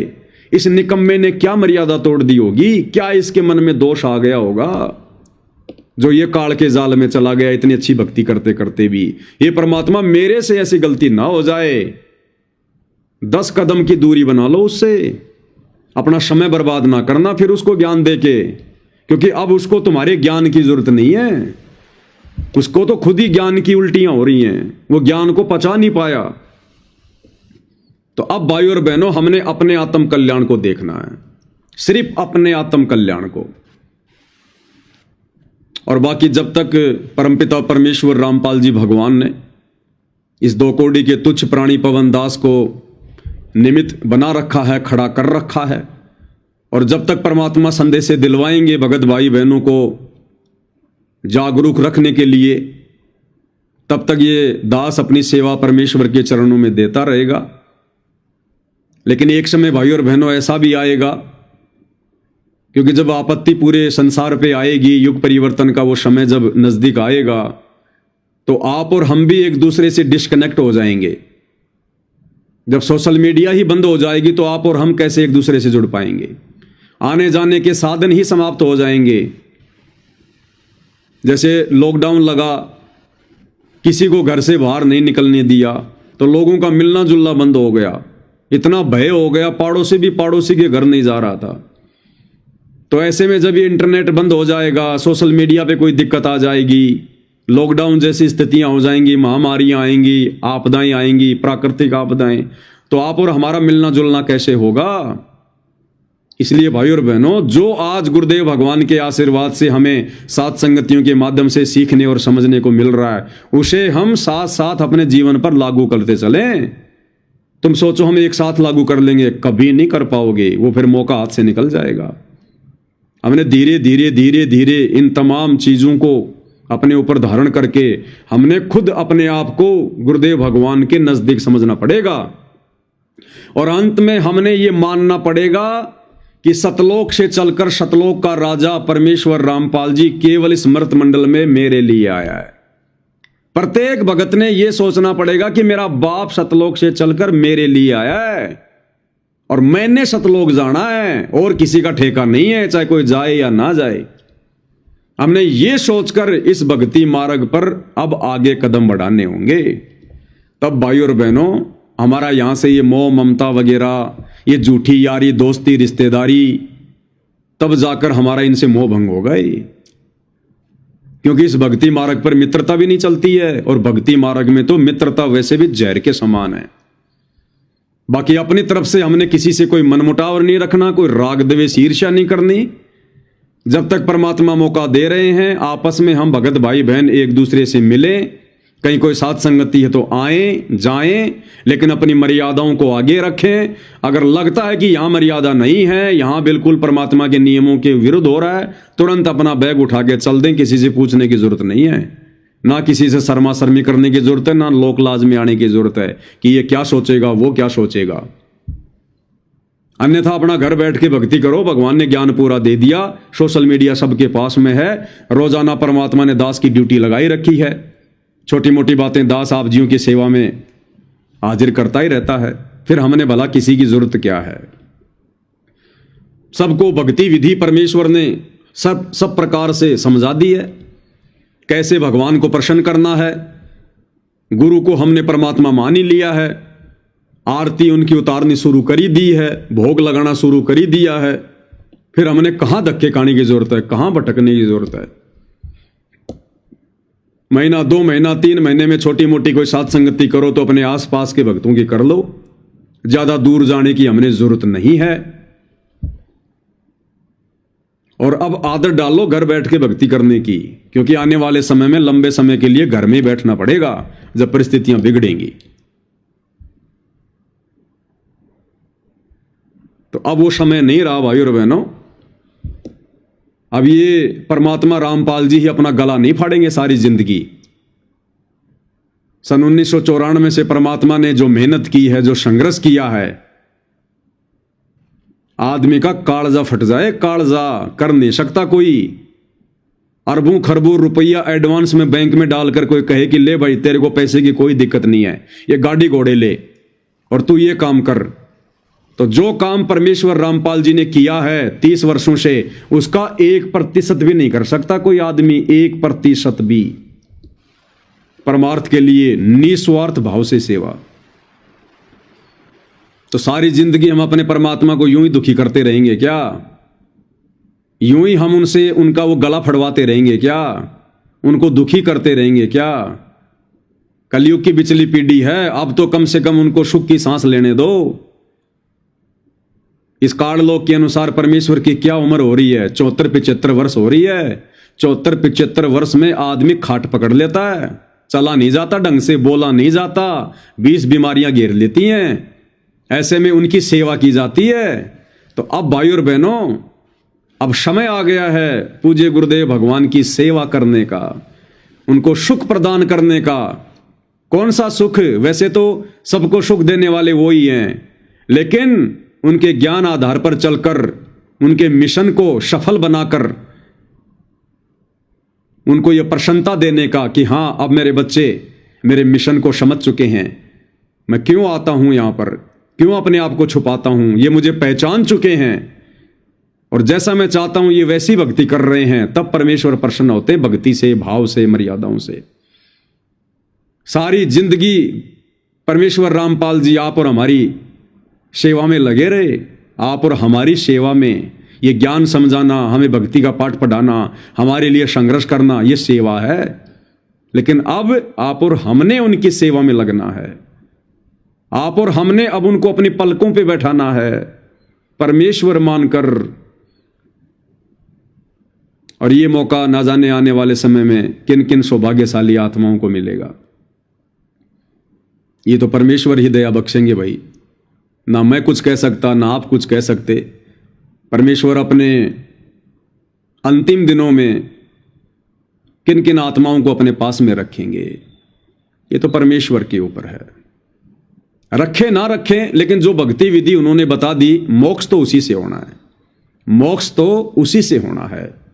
और यदि हमने मोक्ष करवा लिया तो परमात्मा के लिए उनके साथ रहने वाली आत्मा भी उतनी प्रिय होगी, और दूर बैठकर भक्ति करके मोक्ष प्राप्त करने वाली आत्मा भी उतनी ही प्रिय होगी। तो भाई और बहनों, बहुत बड़ी रजा है गुरुदेव भगवान की।